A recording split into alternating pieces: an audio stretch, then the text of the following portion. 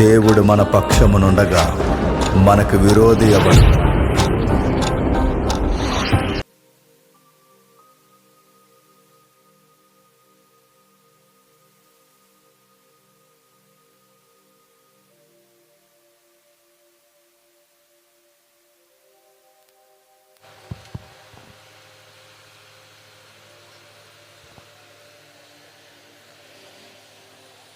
వేదిక మీద ఉన్న దైవజనులకి, పెద్దలకు,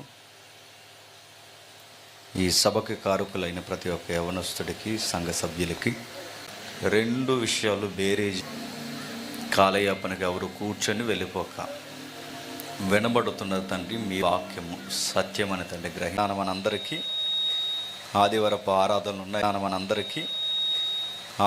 ఆరాధనలు ఉన్నాయి కనుక త్వరగా ముగించుకునే ప్రయత్నం మనం చేద్దాం. అందరి దగ్గర బైబిల్ ఉన్నాయిగా, ఒకసారి బైబిల్ ఓపెన్ చేద్దాం. కీర్తన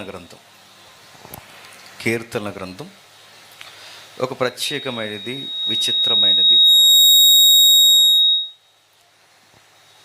మన మేధాశక్తిని మనల్ని ప్రశ్నించే ఒక విచిత్రమైన కీర్తన.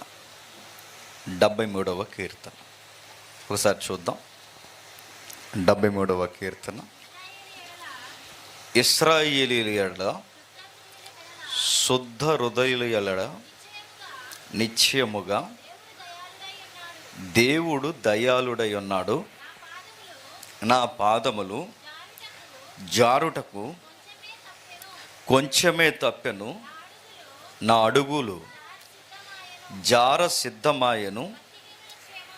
భక్తిహీనుల క్షేమము నా కంటపడినప్పుడు గర్వించు వారిని బట్టి నేను మత్సరపడితిని. మరణమందు వారికి యాతనలు లేవు, వారు పుష్టిగా ఉన్నారు.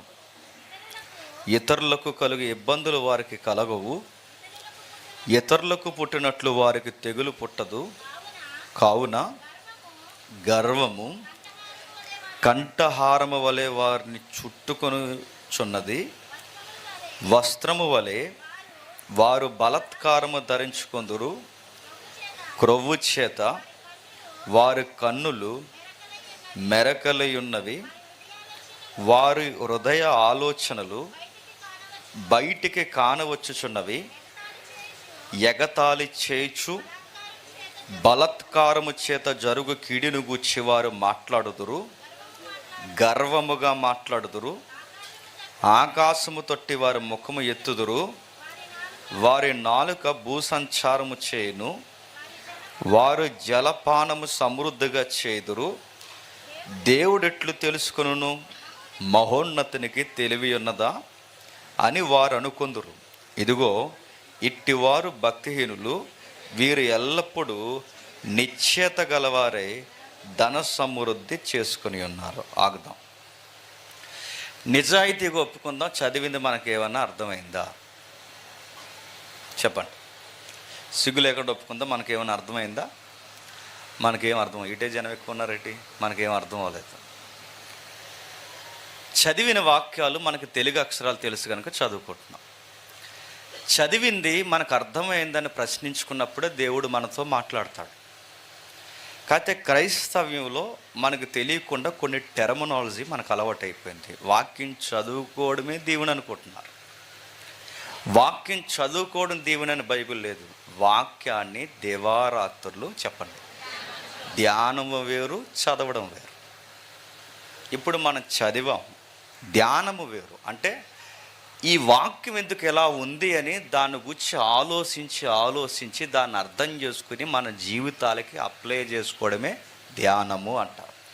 ఇలా ధ్యానించే క్రైస్తవ్యం లేదా ధ్యానించే ముఖ్యంగా మన స్థానిక సంఘాలలో అలవాటు తప్పిపోయాం.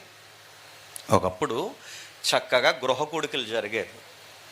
ఆ గృహ కూడికల్లో చక్కగా తల్లి నలుగురు కూర్చొని చదువుకొని వాళ్ళకి అర్థమైన రీతిలో వాక్యం వివరించుకొని, అర్థం కాకపోతే వారు ఆదివారం చర్చికి వచ్చిన తర్వాత స్థానిక పాస్టర్ గారిని అడిగి 4 ముక్కలు నేర్చుకునేవారు. అప్పుడు కుటుంబాలు బాగుండేవి. కుటుంబాలు బాగున్నాయి కనుక సంఘాలు బాగుండేవి. ఇప్పుడు ఇంటికి వెళ్ళిన తర్వాత ఎంటర్టైన్మెంట్ ప్రోగ్రాలు ఎక్కువైపోతున్నాయి. మనకి గృహ కూడికలు లేవు, తల్లి నలుగురు కూర్చొని చదువుకునే వాళ్ళు లేరు. తల్లికి ఒక ఫోను, తండ్రికి ఒక ఫోను, కూతురికి ఒక ఫోను, కొడుకు ఒక ఫోను, జీవితం అంతా ఫోన్తోనే చచ్చిపోవడం తప్ప అసలు గృహ కూడుకులు మన ముఖాలకు ఉన్నాయా? ఎప్పుడో పోయాయి. అందుకే మన గృహాలకి దీవెనలు రావు, రోగాలు వస్తాయి. మన గృహాలకి దేవుడు వాగ్దానాలు ఇవ్వడు. చెప్పండి, మరణాలు, విలయతాండాలు చేస్తాయి. ఎందుకు ఎక్కడేసిన గొంగలు అక్కడే మనం ఆర్థికంగా ఎందుకు చితికిపోతున్నాం? మన పెద్దలకి, మన పితరులకున్న వైరాగ్యము ఈ జనరేషన్లో పోయింది. అలా పోయింది కనుకే క్రిస్టియన్ టెర్మినాలజీలో కొన్ని వర్డ్స్ మనకు అలవాటు అయిపోయాయి. ఆ పదాల్లో ఒకటి ఏంటంటే వాక్యము, చదవడము, బాప్టిజము, రక్షణ, హల్లెలూయా, స్తుతి. దీని టెర్మినాలజీ అంటారు. దీన్ని అంటే ఈ భాష మనకు అలవాటైంది తప్ప దాని అర్థాలు, దాని భారము, దాని భక్తి ఏంటో చెప్పండి మర్చిపోయాం. అలా మర్చిపోయి నేరో లుక్కులో వదిలేసే కీర్తనలే బైబిల్ కీర్తనలు. చాలామంది కీర్తనలు చదువుతారు కానీ అవి ఎందుకున్నాయిలే అనుకుంటాం. చాలా కాలం నేను కూడా అనుకునేవాడిని, కీర్తనలు ఉండకపోతే బాగోదని దేవుడు కొన్ని కీర్తనలు పెట్టించాడేమో అనుకున్నాను. కానీ కొన్ని కీర్తనలు చదివిన తర్వాత అర్థమైంది అవి కీర్తనలకు రాదు, బ్రతుకు పాఠాలు అని. అవి కీర్తనలు మాత్రమే కాదు, అవి ప్రార్థనలు. అవి కీర్తనలు మాత్రమే కాదు, సమాజానికి మింగుడు పడని ప్రశ్నలకు సమాధానాలు. అవే సంకీర్తనలు, బైబిల్ కీర్తనలు. ఈ కీర్తనలు చదువుతున్నప్పుడు ప్రతి కీర్తనకి ఒక బ్యాక్గ్రౌండ్ ఉంటుంది. దాని వెనుకున్న చరిత్ర తెలిస్తే కానీ ఈ కీర్తన బరువేంటో, ఒత్తిడేంటో, రచయిత యొక్క హృదయంలో ఉన్న భారం ఏంటో మనకు అర్థం కాదు. ముఖ్యంగా పరిశుద్ధాత్ముడు ఎందుకు అది రాయించాడో మనకు తెలియదు. మనం చదువుకుని అండర్లైన్ చేసుకుని మర్చిపోతాం. కానీ దాని వెనకాల ఒక ఒత్తిడి ఉంటుంది, దానికి ఒక కాలం ఉంటుంది, దానికి ఒక సందర్భం ఉంటుంది. రచయిత ఎందుకు నలిగిపోయి ఆసారిపోయి ఆ కీర్తన రాశాడో మనకు తెలిసినప్పుడే కీర్తనల యొక్క ఆ యొక్క నిపుణత మనకు అర్థమవుతుంది. అందుకే బైబిల్ కీర్తనలు అర్థం చేసుకుంటూ చదివితే కీర్తన అయ్యే లోపు మన మనసు తేలికైపోతుందండి. కీర్తన అయ్యే లోపు అంటే ఈ కీర్తన మనకు అర్థమై ధ్యానించి ముగించే లోపు మన ప్రశ్నలన్నిటికీ సమాధానం దొరికేస్తుంది. మనం చాలా నెమ్మదితో మనం ఇంటికి వెళ్తాం. అలాంటి కీర్తనలు బైబిల్ కీర్తనలు. ఆ తర్వాత మన తెలుగు రాష్ట్రాల్లో అంత స్థాయిని సంతరించుకున్న కీర్తనలు ఏమన్నా ఉన్నాయంటే ఆంధ్ర క్రైస్తవ కీర్తనలు. ఇప్పుడు జనరేషన్ కీర్తనలు అంత లేదు. ఎందుకంటే ఇప్పుడు కీర్తనలు వింటుంటే లవర్ కోసం పాడుతున్నాడో, యేసుప్రభు కోసం పాడుతున్నాడో తెలియని కీర్తనలు ఇప్పుడు. ఎందుకంటే యేసుప్రభు వారిని ఏమంటున్నారు? ఏవే పోవే రావే అంటున్నారు. ఎవరిని? యేసుప్రభు వారు ఏవే పోవే అంటున్నారు యేసుప్రభు వారిని. అంటే ఇప్పుడు కీర్తనలో స్టఫ్ లేదు, ఇప్పుడున్న కీర్తనలో భక్తి లేదు, ఇప్పుడున్న కీర్తనలో సిలువే లేదు, క్రీస్తే లేడు.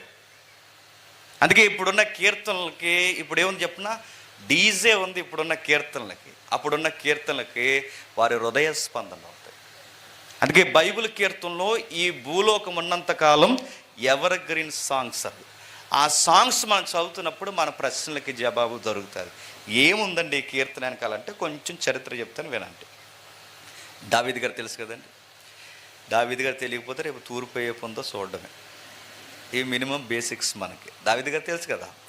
దావీదు గారికి ముందు మొట్టమొదటి రాజు ఉన్నాడు. ఎవరు? సౌలు గారు. ఈ సౌలు గారు తిక్కల పరిపాలన చేశాడు. మాటేననే పరిపాలన. దేవుడు అన్నాడు, నాకు బలులు కాదు, నైవేద్యాలు కాదు, మాటినే అధిపతులు కావాలన్నాడు, మాటినే సేవకులు నాకు కావాలన్నాడు. అంటే ఈ సౌలు మాటను వినలేదంటే తనకు నచ్చిందల్లా చేసేసి అది దేవుడికి నచ్చేస్తాది అనుకున్న భక్తే భక్తి అనుకున్నాడు సౌలు. నీకు నచ్చింది నాకు నచ్చింది చేసి అది దేవుడికి నచ్చేస్తుంది అనుకోడు మన అమాయకపు భక్తి. అలా అనుకోకూడదు. మన భక్తి ఎలా ఉండాలి అంటే దేవుడికి ఏది నచ్చుతుందో లేఖనాలు వెలుగు నుండి కాస్త మనల్ని మనం ప్రశ్నించుకోవాలి. కొంచెం సౌండ్ తగ్గించండి బ్రదర్. లేఖనాలు వెలుగు నుండి మనల్ని మనం ప్రశ్నించుకోవాలి. అందుకే ఈ కీర్తన చదువుతున్నప్పుడు కొంచెం చరిత్ర ఉంది. ఏముంది? సౌలు గారి కాలానికి వెళితే ఫిలిస్తీన్లు మందసాన్ని పట్టుకెళ్ళిపోయారు, తెలుసు కదా. ఆ ఫిలిస్తీన్లు మందసాన్ని పట్టుకెళ్ళిపోవడానికి కారణం ఏంటి? తిరమలేని పరిచర్య చేస్తున్నారు అక్కడ ఉన్న సేవకులు. ఎవరైనా ఏలి. ఇంకా ఎవరున్నారు? ఏలి కొడుకులు. ఇంకా ఎవరున్నారు? భయం లేని మనుష్యులు. దేవుడు వాళ్ళ మధ్య ఉండడానికి ఇష్టపడలేదు. అందుకే ఏలీ గారి యొక్క పెద్ద కోళ్ళు ఏడ్చింది, ఎకాబోధ అని ఏడ్చింది. ఎకాబోధ అంటే ప్రభావం వెళ్ళిపోయింది. ప్రభావం వెళ్ళిపోవడం అంటే దేవుని మందస్థాన్ని ఫిలిస్తీన్లు తీసుకుని వెళ్ళిపోయి దాగోను గుడిలో పెట్టేశారు. అప్పుడు పోయిన మందస్సం ఇక మళ్ళీ రావడం చాలా కష్టం అనుకున్నారు. సౌలు తీసుకురాలేకపోయాడు, సౌలు కూడా చంపేశారు. ఆ మందస్సం పోయింది. ఎప్పుడైతే మందస్సం వెళ్ళిపోయిందో దేవుని మహిమ వెళ్ళిపోయింది. దేవుని మహిమ అయితే ఎప్పుడు వెళ్ళిపోయిందో దేశంలో కరువు, ఖడ్గము, వ్యాధి, సమాధానం లేని జీవితాలు, అంటే దేవుడు లేని కుటుంబమైన, దేవుడు లేని సమాజమైన కష్టాలకు నిలయమవుద్ది. ఇజ్రాయేల్కి బాగా గట్టి దెబ్బే తగిలింది. ఎప్పుడైతే ఇజ్రాయేల్ దేశకి తగిలిందో దావీదు పరిపాలన వచ్చే సమయానికి దావీదు ఆగిపోయిన మందస్థాన్ని తీసుకురావడానికి వెళ్ళాడు. తెలుసు కదా ఈ చరిత్ర. ఆ మందస్థానికి ఒక బెట్టింగ్ జరిగింది, పెద్ద కహాని ఉంది. అక్కడంతా మనకు విషయాలు తెలుసు. ఫిలిస్తీన్లు కొన్ని బెట్టింగ్లు వేశారు. ఆ తర్వాత ఎద్దులను పంపించి, అది పాడావులను పంపించి మందస్థాన్ని పంపించడం. ఈ ఎద్దుల్ని ద్వారా వస్తున్న ఆ మందస్థాన్ని ఆ తర్వాత దావీదు ఆ మందస్థాన్ని ఇజ్రాయేల్ దేశానికి తీసుకొస్తున్న టైంలో, సరిగ్గా అదే టైంలో బాధ్యత లేకుండా పర్లేదులే అనే ఒక నీరసపు పొద్దుతో లేదా ధీమా పొద్దుతో దావీదు గారు మందస్థాన్ని తీసుకొచ్చిండ్రు అబ్బాయిలు అన్నాడు. ఎప్పుడైతే రాజుగారు లేదా నాయకుడు ఎప్పుడైతే చెప్పాడో తగును అని వెళ్ళిపోయారు. అందులో వజ్జా అనే కుర్రాడు అన్నాడు. తెలియదు పాపం. దేవుణ్ణి మందస్థంలో చాలా సీరియస్గా ఉండాలి. ఎవడ పడతాడు మందస్థాన్ని మోయకూడదు. ఎవడ పడితే వాడు దేవుని సన్నిధిని టచ్ చేయకూడదు. దేవుడు మనకి సహాయం చేయాలి తప్ప మనమే దేవునికి సహాయం చేస్తున్న ఫీలింగ్ మనం ఇవ్వకూడదు అన్నది ఉజ్జాకి తెలియకుండా పోయింది. ఇప్పుడు దేవుని మనస్సు కింద పడిపోతుంది. దేవుడు కాపాడుకోలేడండి. కానీ ఉజ్జా కుర్రోడు ఏమనుకున్నాడంటే నేను కాపాడేస్తాను అనుకున్నాడు. ఏం కాపాడేస్తాడు? అక్కడికక్కడే యెహోవా మొత్తాడు, చచ్చిపోయాడు. ఈ సీన్ దావీదు చూశాడు, భయపడిపోయాడు. వామ్మో, మందస్సంతో సరిగ్గా లేకపోతే చాలా ప్రమాదం. ఎందుకు వచ్చిన గొడవ? ఈ మందస్సాన్ని తర్వాత ఎప్పుడో పట్టుకెళ్దామని ఇంటికి పట్టుకెళ్లకుండా, మందిర స్థలానికి పట్టుకెళ్లకుండా ఓబేదేమి ఇంట్లో పెట్టేశాడు. ఈ చరిత్ర అంతా తెలుసుగా. తెలిసినా తెలియకపోయినా అనండి ఒక అరగంట తర్వాత మన కీర్తనలోకి వద్దాం. నా మాట అర్థమవుతున్నాయా? ఎందుకు వచ్చిన గొడవ? ఇది ప్రమాదం జరిగేలా ఉందని పట్టుకెళ్ళి ఓబేదేమి ఇంట్లో పెట్టేస్తాడు. ఎందుకు? ప్రమాదం జరిగిపోతుంది, పట్టుకుంటే చచ్చిపోతున్నారు. దాని వైపు తీక్షణంగా సరిగ్గా భక్తితో లేకపోతే ప్రమాదం అయిపోయేలా ఉంది. ఇలాంటి ప్రమాదంలో తెచ్చుకొని మందస్థాన్ని ఇంట్లో పెట్టుకుంటే నేమనేమైపోతానన్న భయం వచ్చేసింది దావీదు గారికి. అందుకే ఓబేదేదం గారు మీ ఇంట్లో ఉంచండి అంటే దేవుడు రివర్స్ చేశాడు. మొత్తం 3 నెలలు ఉండేసరికి ఓబేదేమి ఇంటిని దేవుడు మొత్తం ఆశీర్వదించేశాడు. అప్పుడు ధైర్యం వచ్చిందా, పర్లేదన్నమాట. అంటే ఇంట్లో పెట్టుకుంటూ ఆశీర్వదిస్తాడని. అప్పుడు ఎలా తీసుకురావాలి? మొదట మిస్టేక్ జరిగింది. ఇప్పుడు ఎలా తీసుకురావాలంటే దేవుడు రాసిన ధర్మశాస్త్రం ద్వారా, వ్యక్తుల ద్వారా దావీదుతో మాట్లాడు. ఎలా పడితే అలా తీసుకెళ్ళకూడదు. ఎలా తీసుకెళ్ళాలి? ఎవడ పడితే వాడు కాదు, లేవీలలో ప్రత్యేకమైన వారే మందసాన్ని మోయాలి. ఇది నోట్ చేసుకో దావీదు. రెండవది, ఎలా తీసుకెళ్ళాలి? ఊరేగింపుతో తీసుకెళ్ళాలి. ఎలా తీసుకెళ్ళాలి? సంగీత వాయిద్యాలతో తీసుకెళ్ళాలి. ఆ సంగీత వాయిద్యాలు ఎవరు వాయించాలి? బ్యాండ్ మేళం బ్యాచ్ కాదు, ఎవరు? ప్రత్యేకమైన వాళ్ళు ఉండాలి. ఆ సంగీతం ఎవరు? ఆ పాటలు ఎవరు పాడాలి? పానపరగ్గలు కాదు, ఎవరు చెప్పండి? ప్రత్యేకింబండలు పాడాలి. వీళ్ళెవరు? జీడిపిక్కల పాటలు పాడేవాళ్ళు కాదు. వీళ్ళెవరు చెప్పండి? దేవుని సన్నిధిలో ఆత్మపూర్ణత చెందిన వాళ్ళు వీళ్ళ పాడాలి. అప్పుడు దావీదుకి స్ట్రైక్ అయిన తర్వాత ఇలా తీసుకెళ్ళలేదు కనుకే ఈ కట్టడలు, ఈ ధర్మశాస్త్రపు ఆజ్ఞలు మేము పాటించలేదు కనుకే ఉజ్జా చచ్చిపోయాడు. ఇప్పుడు ఎవరు పడితే వాళ్ళు తీసుకెళ్ళకూడదని అక్కడి నుంచి దావీదు గారు కొంత టీంను ఫామ్ చేశాడు. సుమారు 280 మంది. ఎంతమంది? 280 మంది. ఎవరండి వీళ్ళందరంటే? Choir team. ఎవరు? Choir team. మన టీం కాదు, చెప్పండి. క్వైర్ టీం అంటే మన క్వైర్ టీంలో చాలామందికి బాప్టిజాలు ఉండవు. అందుకే చెప్తున్నాను నేను. మన క్వైర్ టీంకి బాప్టిజాలు ఉండవు కానీ తగునమ్మా అని పాటలు పాడడానికి తయారవుతారు. ఎక్కనేకూడదు. నేను సీరియస్గా చెప్తున్నాను. బాప్టిజం లేనివాడికి పాట కాదు కదా, కనీసం ఏది కూడా ఎక్కనకూడదు. ఇక్కడ ఎవరు బాప్టిజం తీసుకున్నారో ఎవరు నాకు తెలియదు. నా ఆత్మ ప్రేరణ వచ్చింది, నేను అన్నాను. ఒకవేళ మీకు నొప్పిగా ఉంటే నన్ను తిట్టుకున్న పర్లేదు, బాప్టిజం తీసుకోండి. నెక్స్ట్ సుమారు 280 మంది, 300 మంది. ఈ 300 మందిని దావీదు ఎంపిక చేసి మేళ తాళాలతో దావీదు గారు సరిగ్గా మందసాన్ని తీసుకొస్తున్నాడు. అంతమందిలో వన్ ఆఫ్ ది మెంబర్గా ఉన్నదే ఈ కీర్తన రాసిన వ్యక్తి. ఎవరు ఈ కీర్తన రాసింది? చిన్న అక్షరాలు ఉన్నాయి చూడండి పైన, ఆసాపు. ఎవరు ఆసాపు అంటే? తెలదు, చెప్పండి. ఆసాపు అంటే ఎబ్రు. ఆసాపు అంటే పేరుకి అర్థం చెప్పండి. ఆసాపు అంటే సమకూర్చువాడు. అంటే దేవుని ఉద్దేశాల్ని, దేవుని నిర్ణయాల్ని, టీంని ఫామ్ చేసి సమకూర్చువాడు. పేరుకు తగ్గ వ్యక్తిత్వాలు. మందే పేరు ఒకటే, చెప్పండి, తీరొకటి. అబ్రహాం అని పేరు పెట్టుకుంటాం. అబ్రహాం గారు బ్యాంతి తాగేస్తారు మన దగ్గర. శారమ్మ అని పేరు పెట్టుకుంటాం. శారమ్మ ఎన్ని బూతులు మాట్లాడుతుందో, చచ్చి అయిపోయింది కూడా బతికిపోయావు అందట. చంపేత వాడిని శారమ్మ బూతులాడేస్తుంటుంది. అబ్రహాం గారు బ్యాంది తాగెత్తుంటారు. మోసే గారు సారా తాగెత్తుంటారు మన దగ్గర. మన బతుకు ఒకటి, పేరు ఒకటి. అలా కాదు, వాళ్ళ పేరుకు తగ్గ బతుకులు, బతుకు తగ్గ పేరు. ఆ డెఫినేషన్సే ఎవ్రీ పేర్లు ఉంటాయండి. అందుకే ప్రతి పేరుకి, వాళ్ళ బతుకులకి, పరిస్థితులకి సందర్భం ఉంటుంది. ఆ సందర్భానుసారంగానే బైబిల్ రాయబడింది. ఇప్పుడు ఆసాపు అంటే సమకూర్చువాడు. ఏం సమకూర్చాడు? లైఫ్లో దేవుని కొరకు చాలా సమకూర్చాడు. ఏం సంపాదించాడు?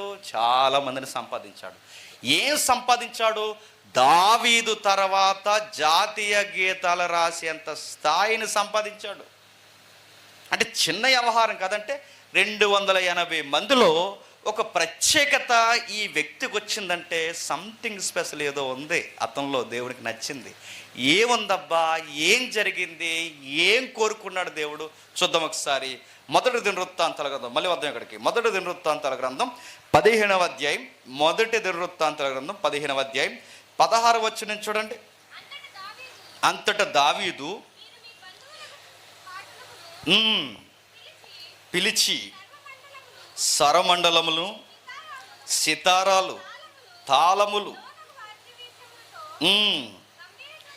గంభీర ధ్వని చేచు సంతోషముతో స్వరములెత్తి పాడినట్లు లేవీల అధిపతులకు ఆజ్ఞాపించను. కావున లేవీలు యోవేలు కుమారుడైన హేమాను. యోవేలు ఎవరు? అది ఎవరు? పెద్దమ్మ ఎవరు చెప్పారు? ఎవరు చెప్పండి? సమూయేలు గారు అబ్బాయి. సమూయేలు గారు అబ్బాయి పుట్టాడట. ఎవరు? హేమాను. అంటే సమూయేలు గారు పెద్ద కొడుకు ఉన్నాడు. అలాగే సమూయేలు గారి పెద్ద కొడుకు పనికిమాల తీర్పులు తీరుతూ ఉండేవాళ్ళు అండి. ఆయన పక్కన పెట్టండి.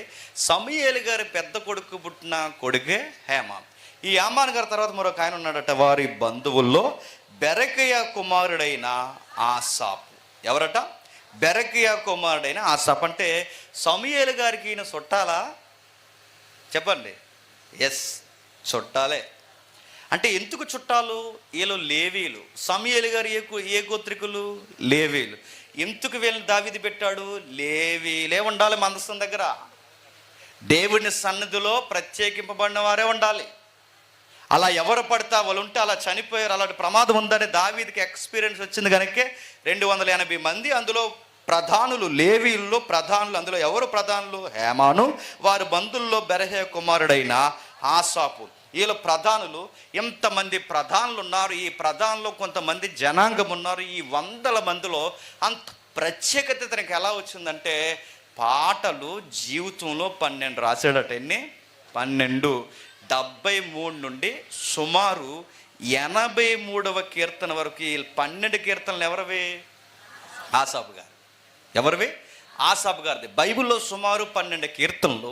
ఈ 12 కీర్తనలకి ఒక్కొక్క కీర్తనకు ఒక ప్రత్యేకత ఉంది. అంత ప్రత్యేకత ఏముందంటే, మీకు చదివితే నిజంగా ఈ జనరేషన్కి లేదా ఈ 20వ శతాబ్దానికి 21వ శతాబ్దానికి కొత్త పుంతలు దొక్కుతున్న ఈ వంకర ప్రపంచానికి ఎలాంటి ప్రశ్నలు వస్తాయో అలాంటి ప్రశ్నలు ఆ మేధావికి వచ్చాయి. అలాంటి ఉద్దేశాలు ఆ మేధావికి వచ్చాయి. అంత పెద్ద ప్రశ్నల్ని ఒక పాటగా రాశాడంటే మామూలు రచయిత కాదు. టైం తక్కువ ఉంది కనుక కొన్ని మాటలు చెప్తారు. ఈయన ఒక గొప్ప రచయిత. మరో మాట చెప్పాలంటే గొప్ప రచయిత కాదు, మంచి సంగీతకారుడు. మంచి సంగీతకారుడే కాదు, దీర్ఘదర్శి. అంటే దేవుని యొక్క కార్యాలు వాక్యానుసారంగా భవిష్యత్తు ఏం జరగబోతుందో వాక్యం ఎరిగిన బాగా నిపుణత కలిగిన వాడు. అంటే ఒక మాట చెప్పండి, వాక్యము బాగా తెలుసు, సంగీతం బాగా తెలుసు, చెప్పండి రచన కూడా బాగా తెలుసు. మనకే వాక్యం తెలియదు, చెప్పండి రచన తెలియదు, సంగీతమే తెలుసు మనకి. అందుకే చూడండి, ఇప్పుడు పాటలు ఏమని చెప్పిన, డీజే దడ దడ దడ దడ డీజే డీజే డీజే డీజే ఎక్కువైపోయింది, పాటలేదు అందులో. అందుకే ఈ పాటలు చూసారా, పాట ఎప్పుడు గ్రావిటీ ఉంటే చెప్పిన, రాసేవాడికి వాక్యం తెలియాలి. పాటలో వ్యక్తుల్ని ఎప్పుడు కదపగలం, పాటల ద్వారా వ్యక్తుల్లో ఉద్యమాన్ని, పశ్చాత్తాపాన్ని ఎప్పుడు తీసుకురాగలం అంటే రచయితకి వాక్యంలో పట్టుండాలి. గమకాల్లో అంటే సంగీతంలో ఎంతో కొంత టేస్ట్, నాలెడ్జ్ ఉండాలి. ఆ రెండు ఉన్నప్పుడే ఆ పాటలలో ఆ నిపుణత, ఆ నాణ్యత, ఆ ఉద్యమం వస్తుంది. ఈ రోజుల్లో అలా లేవు. నాకు అప్పుడప్పుడు కసి అనిపిస్తుందండి. బయట ఒక సినిమా సాంగ్, పోలుస్తున్నాను ఏమనుకోకండి, బయట ఒక సినిమా సాంగ్ పిచ్చిగా 100 సార్లు వింటారండి బయట యువత, పిచ్చిగా 100 సార్లు. ఎంతకాలం 100 సార్లు వింటున్నారు? ఆ మెలోడీ బాగుంది, వాళ్ళు వాడిన పదాలు బాగున్నాయి, వాళ్ళు పోల్చే విధానం బాగుంది. వాళ్ళ ఒక్క పాట రాయడానికి వారం రోజులు, నెల రోజులు, 6 నెలలు ఆ ఒక్క పదం, వాళ్ళు అనుకున్న పదం ఆ ట్యూన్కి సెట్ అయ్యేంత వరకు వాళ్ళ కష్టపడి రాస్తారు. నేను అడుగుతున్నాను, అంత క్వాలిటీ మనం ఎందుకు ఇవ్వలేము? అది మన కసి. అంటే వాళ్ళైనా రాయగలరు. అరే ఒక పనికి మన గాలిదాని కోసం రాసే పాట ఎంత టైం తీసుకుంటే, దేవుడు సృష్టిని సృష్టించిన సైన్యములకు అధిపతి యెహోవా కొరకు మనం పాట రాయాలి అంటే మనం ఎంత క్వాలిటీ మనం మెయింటైన్ చేయాలి చెప్పండి. లేదు, ఇప్పుడు ఏం చేస్తున్నా తెలుసా, రాజీ పడిపోయి ఎలా పడితే అలా దేవుని పాటలన్నీ యేసయ్యా అని పదం తగిలిస్తే పాట అయిపోయింది అనుకుంటున్నాం. బెస్ట్ ఎందుకు ఇవ్వలేం, క్వాలిటీ ఎందుకు ఇవ్వలేం? క్రిస్టియన్ సాంగ్స్ కూడా ఎంత బాగుంటాయి అని మనం ఎందుకు చెప్పలేం? అసలు నన్ను అడిగితే లోకానికి వెలుగు మనల్ని చూసి లోకం నేర్చుకోవాలి తప్ప ఈ గాలి లోకాన్ని చూసి మనం నేర్చుకునేది ఏమి లేదు. గుర్తుపెట్టుకోండి, మనమే నేర్పించాలి. ప్రపంచాన్ని అలా పిండితే బైబిల్లోనే ఉన్నారు సరి అయిన గాయకులు. ఆ రోజు చరిత్రను పిండితే బైబిల్లోనే బెస్ట్ రైటర్స్ ఉన్నారు, బైబిల్లోనే మంచి సంగీతకారులు ఉన్నారు, బైబిల్లో ఉన్నారు. ఇప్పుడు ఎందుకు లేరు? యంగ్స్టర్ చాలా మంది ఉన్నారు. మిమ్మల్ని అందరిని అడుగుతున్నాను, మీ టాలెంట్స్ ఏం చేస్తున్నారని అడుగుతున్నాను. మీ టాలెంట్ ఏం చేస్తున్నారు? మీ స్టడీస్ ఏం చేస్తున్నారు? మీ టాలెంట్ డబ్బులు సంపాదించడానికి కాదు, నేను మళ్ళీ చెప్తున్నాను, మీ ఉద్యోగాలు డబ్బులు సంపాదించడానికి కాదు. మీ యవ్వన జీవితం ఏదైతే ఉందో షికారికి గాలికి సరదాలకు కాదు, నీ నిపుణతని నీ దేవుణ్ణి గొప్ప చేయడానికి నువ్వు ఎందుకు ఉపయోగించకూడదు? నా గుండెల్లో భారం ఏంటో చెప్పనా, హైందవ్యానికి ఏమన్నా జరిగితే లోక్సభలో పార్లమెంట్లో కూర్చొని వాదించే రాజకీయ నాయకులు ఉన్నారండి. ఇస్లాంకి ఏమైనా జరిగితే ఇస్లాం నాయకులు ఉన్నారండి. క్రిస్టియన్కి ఏదైనా జరిగితే ఒక్క అడిగే ఎమ్మెల్యే మనకున్నాడు చెప్పండి. అందుకే మన చదువులన్నీ గాలి చదువులు, మన చదువులు. ఒక గవర్నమెంట్ సెక్టార్లో క్రిస్టియన్స్ లేరు, ఉన్నా నోరెప్పరు. ఒక సైంటిస్ట్లో క్రిస్టియన్స్ ఉన్నా మన ఇండియాలో లేరు. ఎందుకు చదువుతామో తెలియదు, ఎందుకు ఉంటామో తెలియదు, ఎందుకు వస్తామో తెలియదు అని అడుగుతున్నాను. ఒక బయటోడు వాడు సనాతన ధర్మాల కొరకు వాడంతా ఆ స్థాయిలో నుంచి వాళ్ళంతా పెట్టుబడులు పెట్టడానికి, లైఫ్ను పనంగా పెట్టడానికి కూర్చుంటుంటే, ఇంత సత్యదేవుడి కొరకు మనకు నిపుణత లేకపోతే ఎలా? నా దేవుని కొరకు బెస్ట్ అవుట్పుట్ ఇస్తానన్న కసి నీకు లేకపోతే ఎలా? నీ స్టడీస్లో, నీ టాలెంట్లో, నీ నాలెడ్జ్లో నీ దేవుని ఎక్స్పోజ్ చేయాలన్న కసి నీకు లేకపోతే ఎట్లా? ఆ రోజుల్లో వీళ్ళకు ఉన్నాయండి. అందుకే వాళ్ళ సంథింగ్ స్పెషల్. వాళ్ళు 280 మంది ఉన్నా, 1000 మంది ఉన్నా వాళ్ళ టాలెంట్స్తో దేవుడిని మహిమపరిచేవారు. అందుకే బైబిల్ చరిత్రలో, లోక చరిత్రలో అలా నిలబడిపోయారు. ఈ రోజుకి మనం వాళ్ళ గురించి మాట్లాడుకుంటున్నాం. ఈ రోజుకి మనకి రోల్ మోడల్ అయిపోయారు. మనం ఎందుకు ఉండలేం? ఉండాలనే వీళ్ళ జీవిత గతాలను, వర్తమాలను, వాళ్ళ భవిష్యత్తుని మనకి క్రోడీకరించి గ్రంథంలో పెట్టాడు మనకి. ఎందుకు? చదువుకొని మనకు కూడా ఉద్యమం రావాలని. చదువుతున్నాం, రాస్తున్న కీర్తన అర్థమవుతుంది. ఏం చేసి ఇంత మందిలో పెట్టాడు? ఎంత ఎత్తుకెదిగాడంటే బైబిల్లో కీర్తనలు అనగానే ఎవరు గుర్తొస్తారంటే మనకి? దావీదు గారు. ఎవరు? బెస్ట్ సాంగ్స్ రాశాడని ఎవరు గుర్తొస్తారండి? దావీదు గారు. గమనించండి, దావీదు గారి సాంగ్స్తో ఈక్వల్గా రాసిన రచయిత ఎవరు చెప్పండి?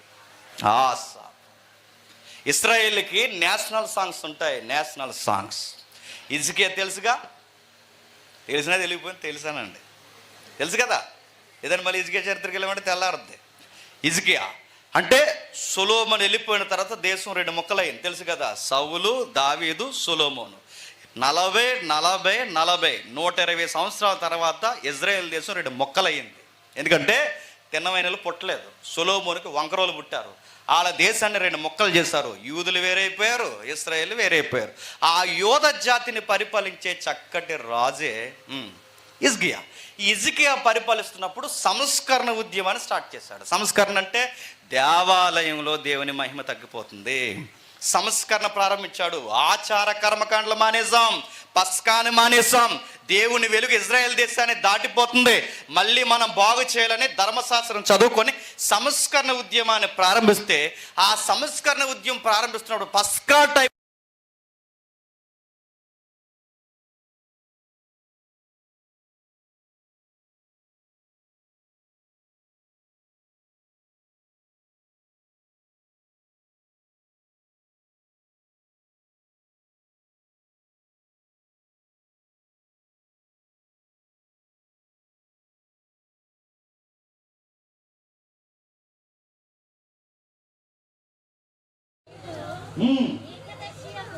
దీర్ఘదర్శియకు ఆసాపును రచించింది.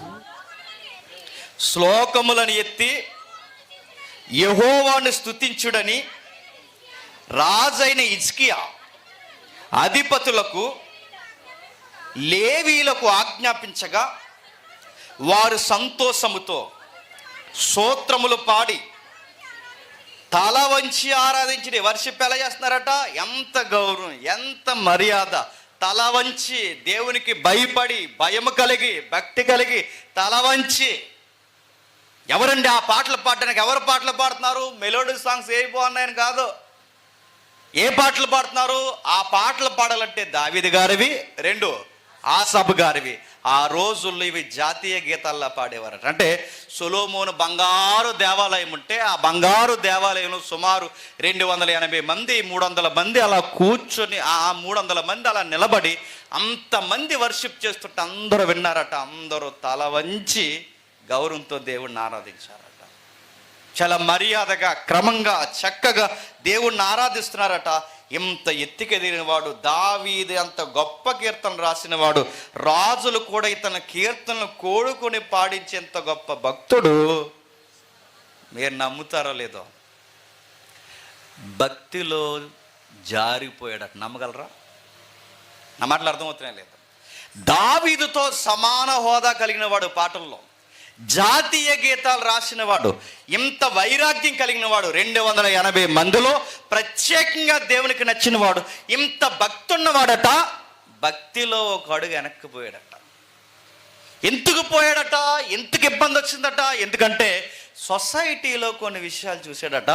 ఆ విషయాలు చూసి తనని కంపేర్ చేసుకున్నాడట. ఈ కంపారిజన్లో ఎప్పుడైతే తనకి సరైన ఆన్సర్ దొరకలేదో డౌట్ వచ్చి అన్నాడట, ఈ భక్తి, శ్రద్ధ, నీతికి పడి ఉండడం, శుద్ధ హృదయం, తప్పు చేయకుండా ఉండడం, నిత్యత్వం, పరలోకం, ఇవన్నీ అవసరం అంటారా? బతుకున్నంతకాలం ఏదో చక్కగా కక్క మొక్క డొక్క తిని ఆనందంగా ఉండకి భక్తి పేరు చెప్పుకుని ఎందుకంటారని ఇలాగ అయిపోయాడట. ఎవరు అలాగ ఎందుకు అయిపోయాడు? నీకులాంటి నాకులాంటి వంకర డౌట్లు వచ్చినాయి ఆయనకి. ఎవరికి?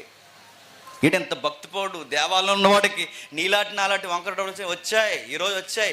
లింగం అని కరోనాలో 10th పాస్ అయిపోయి ఇలా అడిగే డౌట్ లేడు తెలుసా? ఈరోజు జనరేషన్ లింగం అని పాస్ అయిపోయి 10th పాస్ అయిపోయి అసలు దేవుడు ఉన్నాడంటారా? లేడు. దేవుడు ఉన్నాడంటారా? ఆ దేవుడు ఉన్నాడంటే మరి డార్విన్ థియరీ ఏంటి? దేవుడు ఉన్నారన్నారా? బిగ్ బ్యాంగ్ థియరీ ఏంటి? వీళ్ళు పెద్ద సైంటిస్టులు లాగా. చాలామంది తల్లులు ఏడుస్తున్నారు. మొన్న తల్లి నన్ను ప్రేయర్ చేయమని అడిగింది. వాళ్ళ పాపను తీసుకుని వచ్చింది. పాపను తీసుకుని వచ్చి మా పాపకి భక్తి రావాలని ప్రార్థన చేయంటే వాళ్ళ అమ్మకి ఎలా చూస్తుంది? వాళ్ళ అమ్మ క్లారిటీగానే అడిగింది. అలా చూస్తుంది. అడుగుతున్నాను అంటే 10th క్లాస్ అయ్యేసరికి మన పిల్లలకి భక్తి పెరుగుతుందా దిగజారుతుందా? దిగజారుతుంది. మన పిల్లలకి భక్తి పెరగట్లేదు. ఎందుకు పెరగట్లేదు? వాళ్ళకి లాజిక్ క్వశ్చన్స్ ఉన్నాయి. అంటే వాళ్ళకి రీజనబుల్ లాజిక్ క్వశ్చన్స్ ఉన్నాయి. ఆ లాజిక్కి వాళ్ళకి సరైన ఆన్సర్ దొరకకపోయేసరికి వాళ్ళకి భక్తిలో డౌట్ వస్తుంది. నాలాంటి వాడు పుట్టకముందే, ఈ వంకర శాస్త్రాలని మాట్లాడుతున్నా ఈ విజ్ఞులు మాట్లాడకముందే, ఈ మేధావులు మాట్లాడకముందే, ఈ ప్రపంచానికి ఏతుబద్ధమైన ప్రశ్నలు రాకముందే, అసలు ఏతువు అని ఒక జనరేషన్ లేనప్పుడే ఏతువాదికి నిలయంగా ప్రశ్నలు అడిగాడట ఆసాపు. ఏం ప్రశ్నలు వచ్చాయి చూద్దాం ఒకసారి. 73వ కీర్తన మొదటి వచనం చూడండి. ఇశ్రాయేలీల శుద్ధ హృదయుల ఏటట ఇశ్రాయేలీయులు దేవుడు శుద్ధ హృదయం కలిగిన వారి ఎడల నిత్యముగా దేవుడు దయాళుడై ఉన్నాడు. దేవుడు ఎవరిని ఇష్టపడుతున్నాడట? హృదయము శుద్ధముగా ఉండాలి. ఇప్పుడు అడుగుతున్నాను, దేవుడు ఎవరిని ఇష్టపడతాడు? హృదయ శుద్ధి గల వారిని ఇష్టపడతాడు. ఇప్పుడు చెప్పండి, హృదయ శుద్ధి గల వారిని ఇష్టపడతాడని మనకు అర్థమైతే, ఇప్పుడు మన పాటలు నచ్చాలని మనకి ఏముండాలండి? చెప్పాలి, హృదయ శుద్ధి ఉండాలి. మన ప్రార్థన నచ్చాలని ఏముండాలి? హృదయ శుద్ధి ఉండాలి. ఇలాంటి మాటలే సమరయ స్త్రీతో ప్రభు చెప్పాడు. అమ్మా, వర్షిప్ కాదమ్మా తల్లి, నువ్వు చర్చికి వచ్చి వెళ్ళిపోవడం కాదు తల్లి, దేవునికి ఆరాధన ఎలా కావాలో తెలుసా? ఆత్మతోను సత్యముతోను. అంటే ఇంటర్నల్ వర్షిప్ చేసేలా దేవునికి ఉండాలి. బహిర్గతంగా అంటే భౌతికంగా దేవునికి బాగుండాలి. లోపల బాగుండాలి, బయట బాగుండాలి. అది చెప్పాడు. ఈ విషయం ఆసాపుకు తెలుసట. ఆసాపు అంటున్నాడు, నువ్వెవరిని ఇష్టపడతావంటే హృదయం శుద్ధంగా ఉన్నవారి వల్ల నువ్వు దయ చూపిస్తావు. కానీ ప్రభువా, నా హృదయం ఒక అడుగు జారిపోయింది. నా హృదయం, నా పాదము జారుటకు తప్పెను, నా అడుగులు జార సిద్ధమైపోయాయి. అడుగుతున్నాను, ఎంత భక్తిపరుడు దావీదు లాంటి కీర్తన రాసినవాడు, ఎంత వైరాగ్యం ఉన్నవాడు, కీర్తన గ్రంథంలో 12 కీర్తనలు రాసినవాడు ఎందుకు ఇలాంటి మాటలు మాట్లాడుతున్నాడంటే కొన్ని విషయాలు సమాజంలో చూశాడట. ఏం చూశాడు? అతని పాదాలు ప్రమాదం అంచుకి ఎర్జికి ఎందుకు వెళ్ళిపోయాట? తనకంత ఇబ్బంది, అంత శ్రమల లాంటి పరిస్థితులు ఎందుకు రావాల్సి వచ్చాయట? ఎందుకంటే సమాజంలో కొంతమంది మోతుబరుల్ని నేను చూశాడట. ఎవరిని? మన భక్తి ఎప్పుడు పాడైపోద్ది చెప్పనా? ఇతరులతో మనం కంపేర్ చేసుకుంటాం చూసారా, అప్పుడు పాడైపోద్ది. ఆసాపు ఎప్పుడు పాడైపోయాడు తెలుసా? ఆడు అంత బాగున్నాడేట్రా అనుకున్నప్పుడు పాడైపోయాడట. ఇంతకాడు ఎవడరా? ఆడికి ప్రార్థన లేదు, చర్చ్ లేదు, బాప్టిజం లేదు, నీతి లేదు, ఆడికి జీవితంలో దేవుడే లేడు. ఆడి జీవితం 3 పువ్వులు చెప్పండి 6 కాయలు. నా జీవితంలో ప్రార్థన ఉంది, భక్తి ఉంది, దేవుని సహవాసం ఉంది, దైవజనుల మాట వినే తత్వం ఉంది, నీతి, హృదయం అన్నీ ఉన్నాయి. కానీ ఆడికి 3 పువ్వులు 6 కాయలు. నా జీవితం మాత్రం ఒంటి నిండా రోగాలే. నేను అడుగుతున్నాను, ఏ భక్తి లేనోడు ఆడిపోకున్నాడు, భక్తి అని తిరుగుతున్న నా జీవితం మాత్రం డబ్బులు లేవు, ఆరోగ్యం లేదు, ఇంట్లో నెమ్మది లేదు, సమాధానం లేదు, ఏది కలిసి రావట్లేదు. ఇలాంటప్పుడు ఆడే బాగున్నాడుగా. నాకన్నా దేవుడు తిరుగుతున్న నా జీవితం ఎలా అయిపోయింది? ఏ దేవుడు లేడు, భక్తి లేని ఆడి జీవితమే బాగుంది. దీనికన్నా చెప్పండి అలాగా అయిపోతే నీ ప్రార్థనలు, ఉపవాసాలు, ఈ తెల్లవారు వాక్యాలు వినడం అవసరమా అధ్యక్ష అన్నాడట. ఎవరు? మళ్ళాంటుడే అవసరమే ఇవన్నీ అని. అందుకే చూడండి పాయింట్స్ రాస్తున్నాడు 3వ వచనం నుంచి. భక్తిహీనులు క్షేమముగా నా కంటకి కనబడ్డారు. అంటే భక్తి ఉన్న వారికేమో క్షేమం లేదు, భక్తి ఉన్న వారికి ఏమో రక్షణ లేదు, భక్తి ఉన్న వారికి అసలు ఏ సమాధానం లేదు. భక్తి లేని వాళ్ళు ఎలా ఉన్నారట? నిండు కొండలా ఉన్నారట. మీరు నమ్ముతారో లేదో, చర్చి కడదాం అనుకుంటున్నామండి. చర్చికి పర్మిషన్ దొరకదు తెలిసి ఈ సొసైటీలో. చర్చికి పర్మిషన్ దొరకదండి. బ్రాందీ సబ్ పెట్టు, సెంట్రల్ ఇచ్చేస్తారు పర్మిషన్ నీకు. బ్రాందీ సబ్ చర్చి కడదాం అనుకుంటే పర్మిషన్ దొరకవు. దేవుని సభ పెట్టు, దేవుని మాటలు చెప్తాను, ఈ సమాజానికి నీతి చెప్తాను, జరిగి సభను ఆపేస్తారు. అదే భోగం మేళం పెట్టు, పర్మిషన్ కూడా అవసరం లేదు. అర్ధనగర్ నృత్యాల మేళాలు పెట్టు, పర్మిషన్ కూడా అవసరం లేదు. అంటే ఈ సొసైటీ ఎక్కడ బాగుంది? నీతి లేనోలే బాగున్నారు, భక్తి లేనోలే బాగున్నారు, అసలు వైరాగ్యం లేనోలే బాగున్నారు. భక్తి, దేవుడు, సమాధానం అనుకున్న మా జీవితాలు ఏం బాగున్నాయి ప్రభువా? బయట కూడా మా పెద్దోళ్ళు పితరులు గట్టిగానే స్లోగన్స్ చెప్తున్నారు. ఏమన్నాడు? రే మరీ అంత భక్తి అయితే బతకడం చెప్పండి అంటున్నారు వాళ్ళు. వాళ్ళు ఏమంటున్నారంటే మరీ నీతి నిజాయితీని కూర్చుంటే బతకడం కష్టం రోయ్ అంటున్నారు వాళ్ళు. కాస్త అటు ఉండాలి చెప్పండి, ఇటు ఉండాలి అంటున్నారు. ఇవన్నీ మనకి న్యాయం అనిపించట్లేదా? నీకు నాకు అనిపించిన మనం ఒప్పుకోం, కానీ ఆయన ఒప్పుకున్నాడు. ఎవరు చెప్పండి? ఆసాపు గారు. ప్రభు నాకు డౌట్ వచ్చేస్తుంది, నాకు ఇబ్బంది అయిపోతుంది. ఆ భక్తిహీనులు ఎంత బాగున్నారు ప్రభువా, వాళ్ళని చూస్తుంటే నాకు మచ్చరం వచ్చేస్తుంది. ఆడు ఇల్లు మీద ఇల్లు కట్టేస్తాడు, ఇల్లు మీద ఇల్లు కట్టేస్తాడు, మేడ మీద మేగడేస్తాడు. నాది ఎప్పుడూ పాకే, నాకు లోన్ కూడా రాదు. ఆ తాగుబోదు సన్నాసిగాడికి బ్యాంకు ఎన్ని లక్షలు అప్పిచ్చేస్తుందో, నాకు నేను కడతానయ్యా, నా బిడ్డ మీద ఒట్టు, నా భార్య మీద ఒట్టు, మా పాస్టర్ గారి మీద కూడా ఒట్టు అని ఎన్ని ఒట్లేసినా నాకు లోన్ ఎవరు ప్రభు? ఎన్ని వేసినా అడుగుతున్నాను. ఏ క్యారెక్టర్ లేనోడికేమో లోన్ దొరుకుతుంది. నీతిగా సమాజంలో బతుకుతున్న మాకు ఎంత సౌలభ్యం కూడా దొరకదు. నాకు అనిపిస్తుంది ప్రభు, ఎందుకు ప్రభు ఈ భక్తి వలన ఉపయోగం ఏముంది ప్రభు? నాకు బాధ అయిపోతుంది. వాళ్ళని చూస్తుంటే నాకు మచ్చరం, పళ్ళు కొరుకుతున్నాను. అసలు మరణమందు వారికి చెప్పండి, అసలు వాళ్ళు చచ్చిపోయినప్పుడు ఎలా చనిపోతారు ప్రభా? లగ్జరీ హాస్పిటల్లో చచ్చిపోతారు వాళ్ళు. మాకు ప్రభా గవర్నమెంట్ హాస్పిటల్లో కూడా మందులు లేక ఈగల మంచాల మీద చచ్చిపోతున్నాం మేము.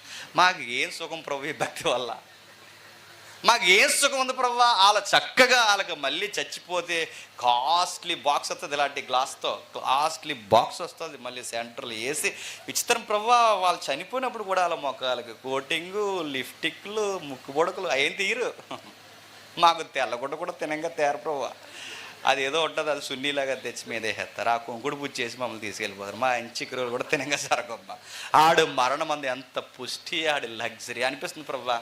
మా పుట్టుకలో పేదరికం ఉంది, మా బ్రతుకులో పేదరికం ఉంది, మా జీవితంలో ఇబ్బంది ఉంది, మా జీవితం అడుగడుగున ఒడుదుడుకులు ఉన్నాయి. చివరికి మా సావులో కూడా మాకు నెమ్మది లేదు. ఇందాక చెల్లి ఫోన్ చేసింది, గుండంతా పాడైపోయింది, కష్టం, ఇంకా ఆ హోల్స్ అన్నీ మూసుకుపోయాయి. గుండె మార్చి మళ్ళీ గుండె పెట్టాలంటే 1 కోటి అవుద్ది అన్నారట.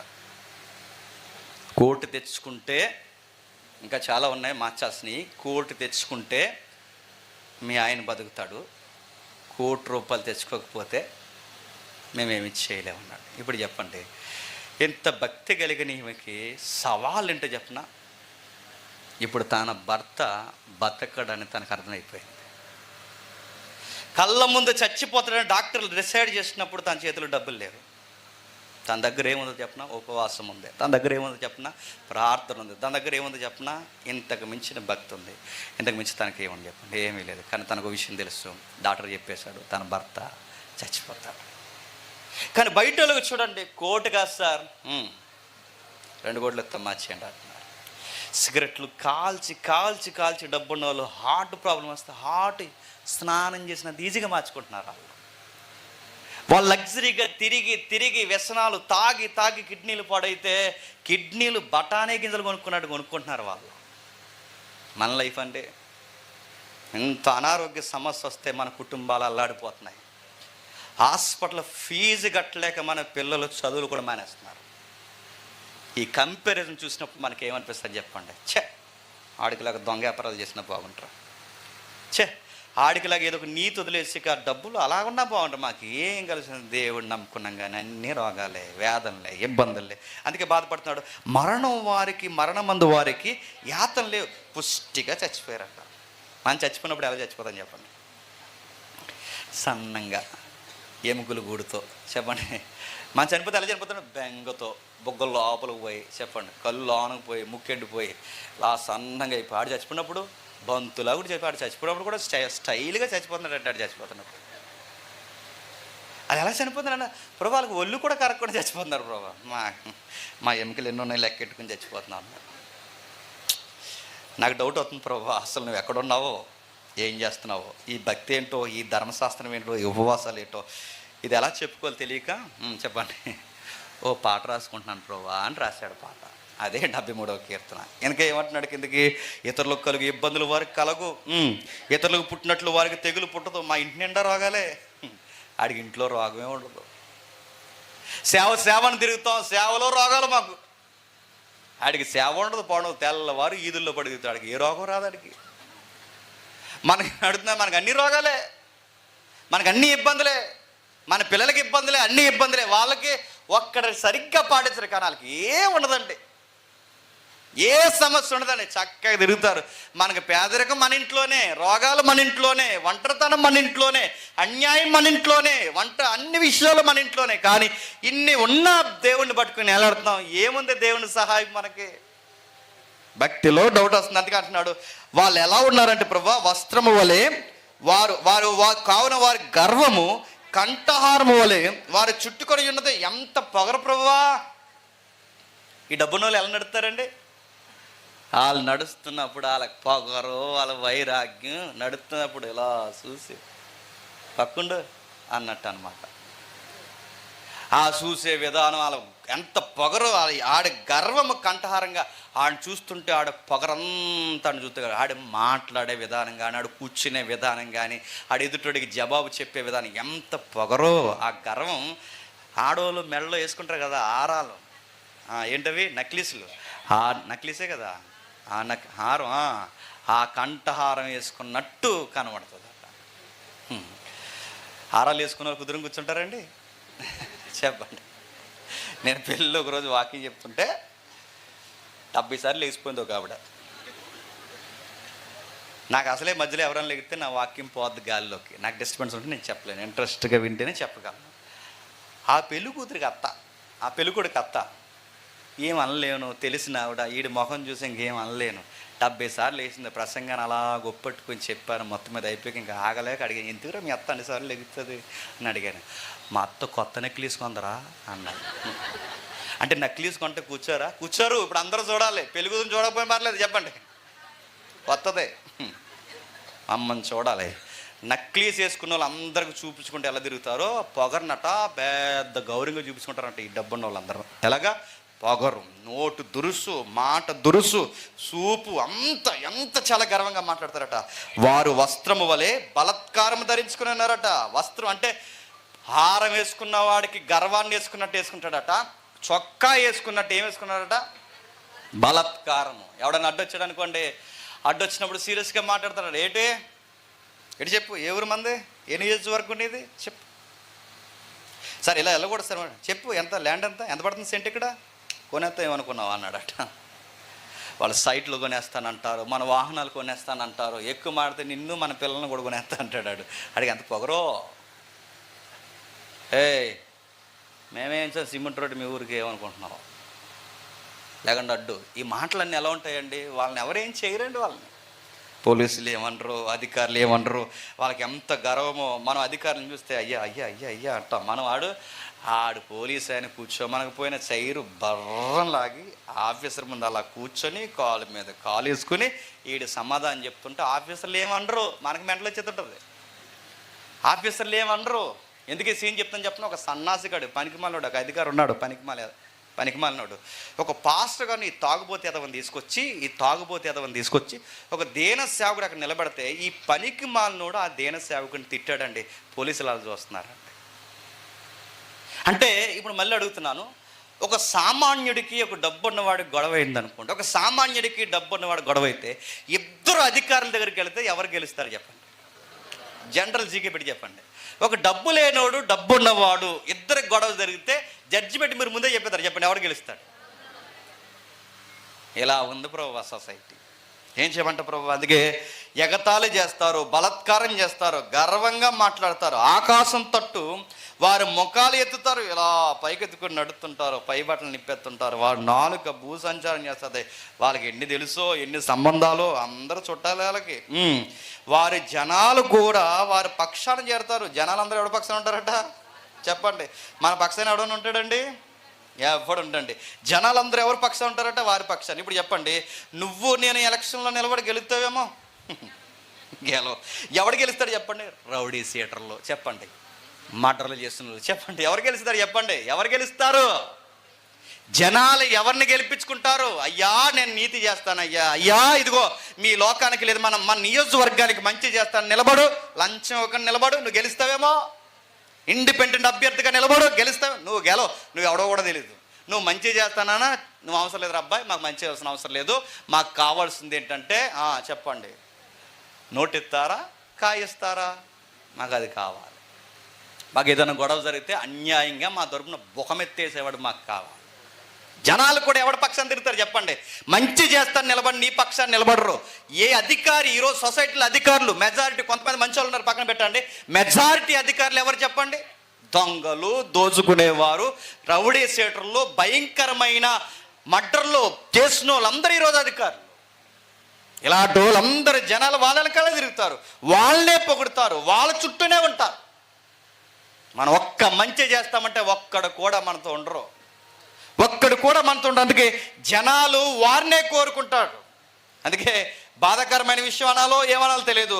ఒకప్పుడు రాజకీయ క్యాన్వసింగ్ జరిగినప్పుడు వాగ్దానాలు చేసేవారు. ఏమైనా వాగ్దానాలు చేసేవారు? మా అధికారం వస్తే 2 రూపాయలకి చెప్పండి అనేవారు. కిలో బియ్యం, 2 కిలోలు బియ్యం, 5 కిలోలు. అప్పుడు క్యాన్వాసింగ్లు మా అధికారంలో వస్తే ఎలా ఉంటాయనేవారు. ఇప్పుడు ఏమంటారు చెప్పనా? మా అధికారం వస్తే మళ్ళీ బ్రాండ్ వస్తుంది అన్నారు. మా అధికారం వస్తే ఇప్పుడు సమాజం బాగానండి, వాగ్దానాలలో వాగ్దానం బ్రాందీ కూడా అయ్యిందంటే నేను అడుగుతున్నాను, ఇంక ఈ సమాజం ఎలా ఉందో మీకు అర్థమైపోవాలి. నా మాటలు అర్థమైందో లేదో? లిక్కర్ ఏదైతే ఉందో, మత్తు ఏదైతే ఉందో, ఇదిగో మా ప్రభుత్వం వస్తే ఇది ఇస్తామని వాగ్దానం కూడా ప్రభుత్వాలు ఇస్తున్నాయంటే ఇంకేమనాలి? సమాజానికి కూడా ఏంటి చెప్పనా? సమాజానికి కావాల్సింది చెప్పినా, మంచి జరుగుతుందా, రోడ్లు వేస్తున్నారా, పిల్లలు ఎలా ఉన్నారు, పెద్దలు ఎలా ఉన్నారు, ముసలా ముక్కకి సరిగ్గా డబ్బులు వస్తున్నాయి లేదు, ఇవన్నీ అనవసరం. బ్రాండ్ వచ్చిందా లేదా? ఆ బ్రాండ్ వస్తే చాలు, మా వాడు గెలిస్తే చాలు. చూసారా, సమాజం ఇలా ఉంది. ఇలాంటి వాళ్ళే నచ్చుతున్నారు ప్రభా, ఇలాంటి వాళ్ళు నచ్చుతున్నారు. కొన్నిసార్లు ఆ మధ్య గొడవలు ఎట్టుకునేవారు. ఏపీ పాలిటిక్స్ మీరు గమనించారు లేదో? వాళ్ళని తిట్టి, ఎవరో ఉత్తమలేం కాదులేండి, వాళ్ళని ఏళ్ళ తిట్టి, వాళ్ళని ఏళ్ళ తిడితే చివరికి ఒకడికొకడు ఈ లోకల్లో మాట్లాడుకుంటారుగా, మాట్లాడుకున్నప్పుడు అన్నారట, ఛే మీ వాడికి 6 అంటారా అన్నారట. ఎవరైనా అడగకండి, చిన్నిళ్ళు పెద్దిళ్ళు, ఇంకా చిన్నిళ్ళు 6 ఉన్నాయంటారు. అంటే ఈడంటున్నాడు, ఆ మాత్రం ఉంటాయి మరి మా ఊడంటే ఏమనుకుంటున్నావు అన్నాడంట. సిగ్గు లేదండి అడుగుతున్నాను. మరి మీ వాడి 3 చంపేశాడంటే, చంపుతాడు రా పులే అన్నాడట. చూసారా, ఇలా ఉంది ఇలాంటి సొసైటీ. ఇలాంటి వాళ్ళు ఎంపిక చేసుకుంటున్నారు, ఇలాంటి వాళ్ళే నచ్చుతున్నారు. ఇలాంటి వారే సమాజానికి కావాలి, ఇలాంటి అధికారులే సమాజానికి కావాలి. మన కుర్రమ్మొక కూడా ఎవరు చుట్టూ తిరుగుతున్నారు చెప్పండి? ఓ చదువు లేదు, సంజయ్ లేదు. సంజయ్ అంటే మళ్ళీ ఎవరు అనుకోకండి. ఒక చదువు, బాధ్యత, ఒక సంపాదన ఏమీ లేదు. వీడికి మూతి మీద సరైన మీసాలు కూడా ఇంకా ముదరలేదు. వీడంట పార్టీ జెండా ఎట్టి తిరుగుతున్నాడు. గంజే నీకు రెడీగా ఉండి గంజే. చివరికి ఇది పార్టీ వెనకాల తిరిగి ఏం సాధిస్తావు ఏం తెలియదు నీకు. నేను అడుగుతున్నాను, పార్లమెంట్లో ఏం చేస్తారో, ఈ ఎక్కడైతే మనకు ఉభయ సభ ఏదైతే జరుగుతుందో ఆ ఉభయ సభ కింద దిగువ సభలో ఏ చట్టాలు చేస్తారో నీకు తెలుసా? మెంబర్ ఆఫ్ పార్లమెంట్కి, ఎమ్మెల్యేకి డెఫినేషన్, ఈ రెండింటికి, ఎంపీకి ఎమ్మెల్యేకి డెఫినేషన్ నీకు తెలుసు? నీకేం తెలియదు. జెండా పట్టుకుని ప్యాక్స్ కింద పోటీ వేసుకున్నాడట. ఇలా బాగున్నారు సమాజంలో. ఇలా అడుగుతున్నాను, భక్తిగా ఉన్న కుర్రోలు, చర్చిలో ఉన్న కుర్రోళ్ళకి అన్ని బాధలే. ఉర్రోతులు ఊగితే బ్రాందీలు తాగుతూ తిరుగుతున్న వాళ్ళ జీవితాలే చెప్పండి బాగున్నట్టు అనిపించట్లేదు? ఈయనకు అనిపించేయట. అందుకే వాళ్ళు ఎంత ఎగతాళి చేస్తారో, బలత్కారం చేస్తారో, కీడును గుచ్చి వాళ్ళు మాట్లాడుకుంటారట. ఏం మాట్లాడుకుంటారు? కీడును గుచ్చి మాట్లాడుకుంటారట. ఏమని మాట్లాడుకుంటారు? ఎగతాళిగా మాట్లాడుకుంటారట. కీడును గుచ్చి వాళ్ళు అంటారట, ఆడు కొంచెం ఎక్కువ చేశాడురా, చెప్పండి, మొన్న ఎక్కువ చేశాడు రాడు, అలా ఉంటుందిరా మనతో అంటారు. అది కూడా ఎక్కడ చెప్తారట? సెంటర్లో చెప్తారట. అది కూడా ఎక్కడ చెప్తారట? అందరికి వినబడలే చెప్తారట, ఎగతాళిగా చెప్తారట.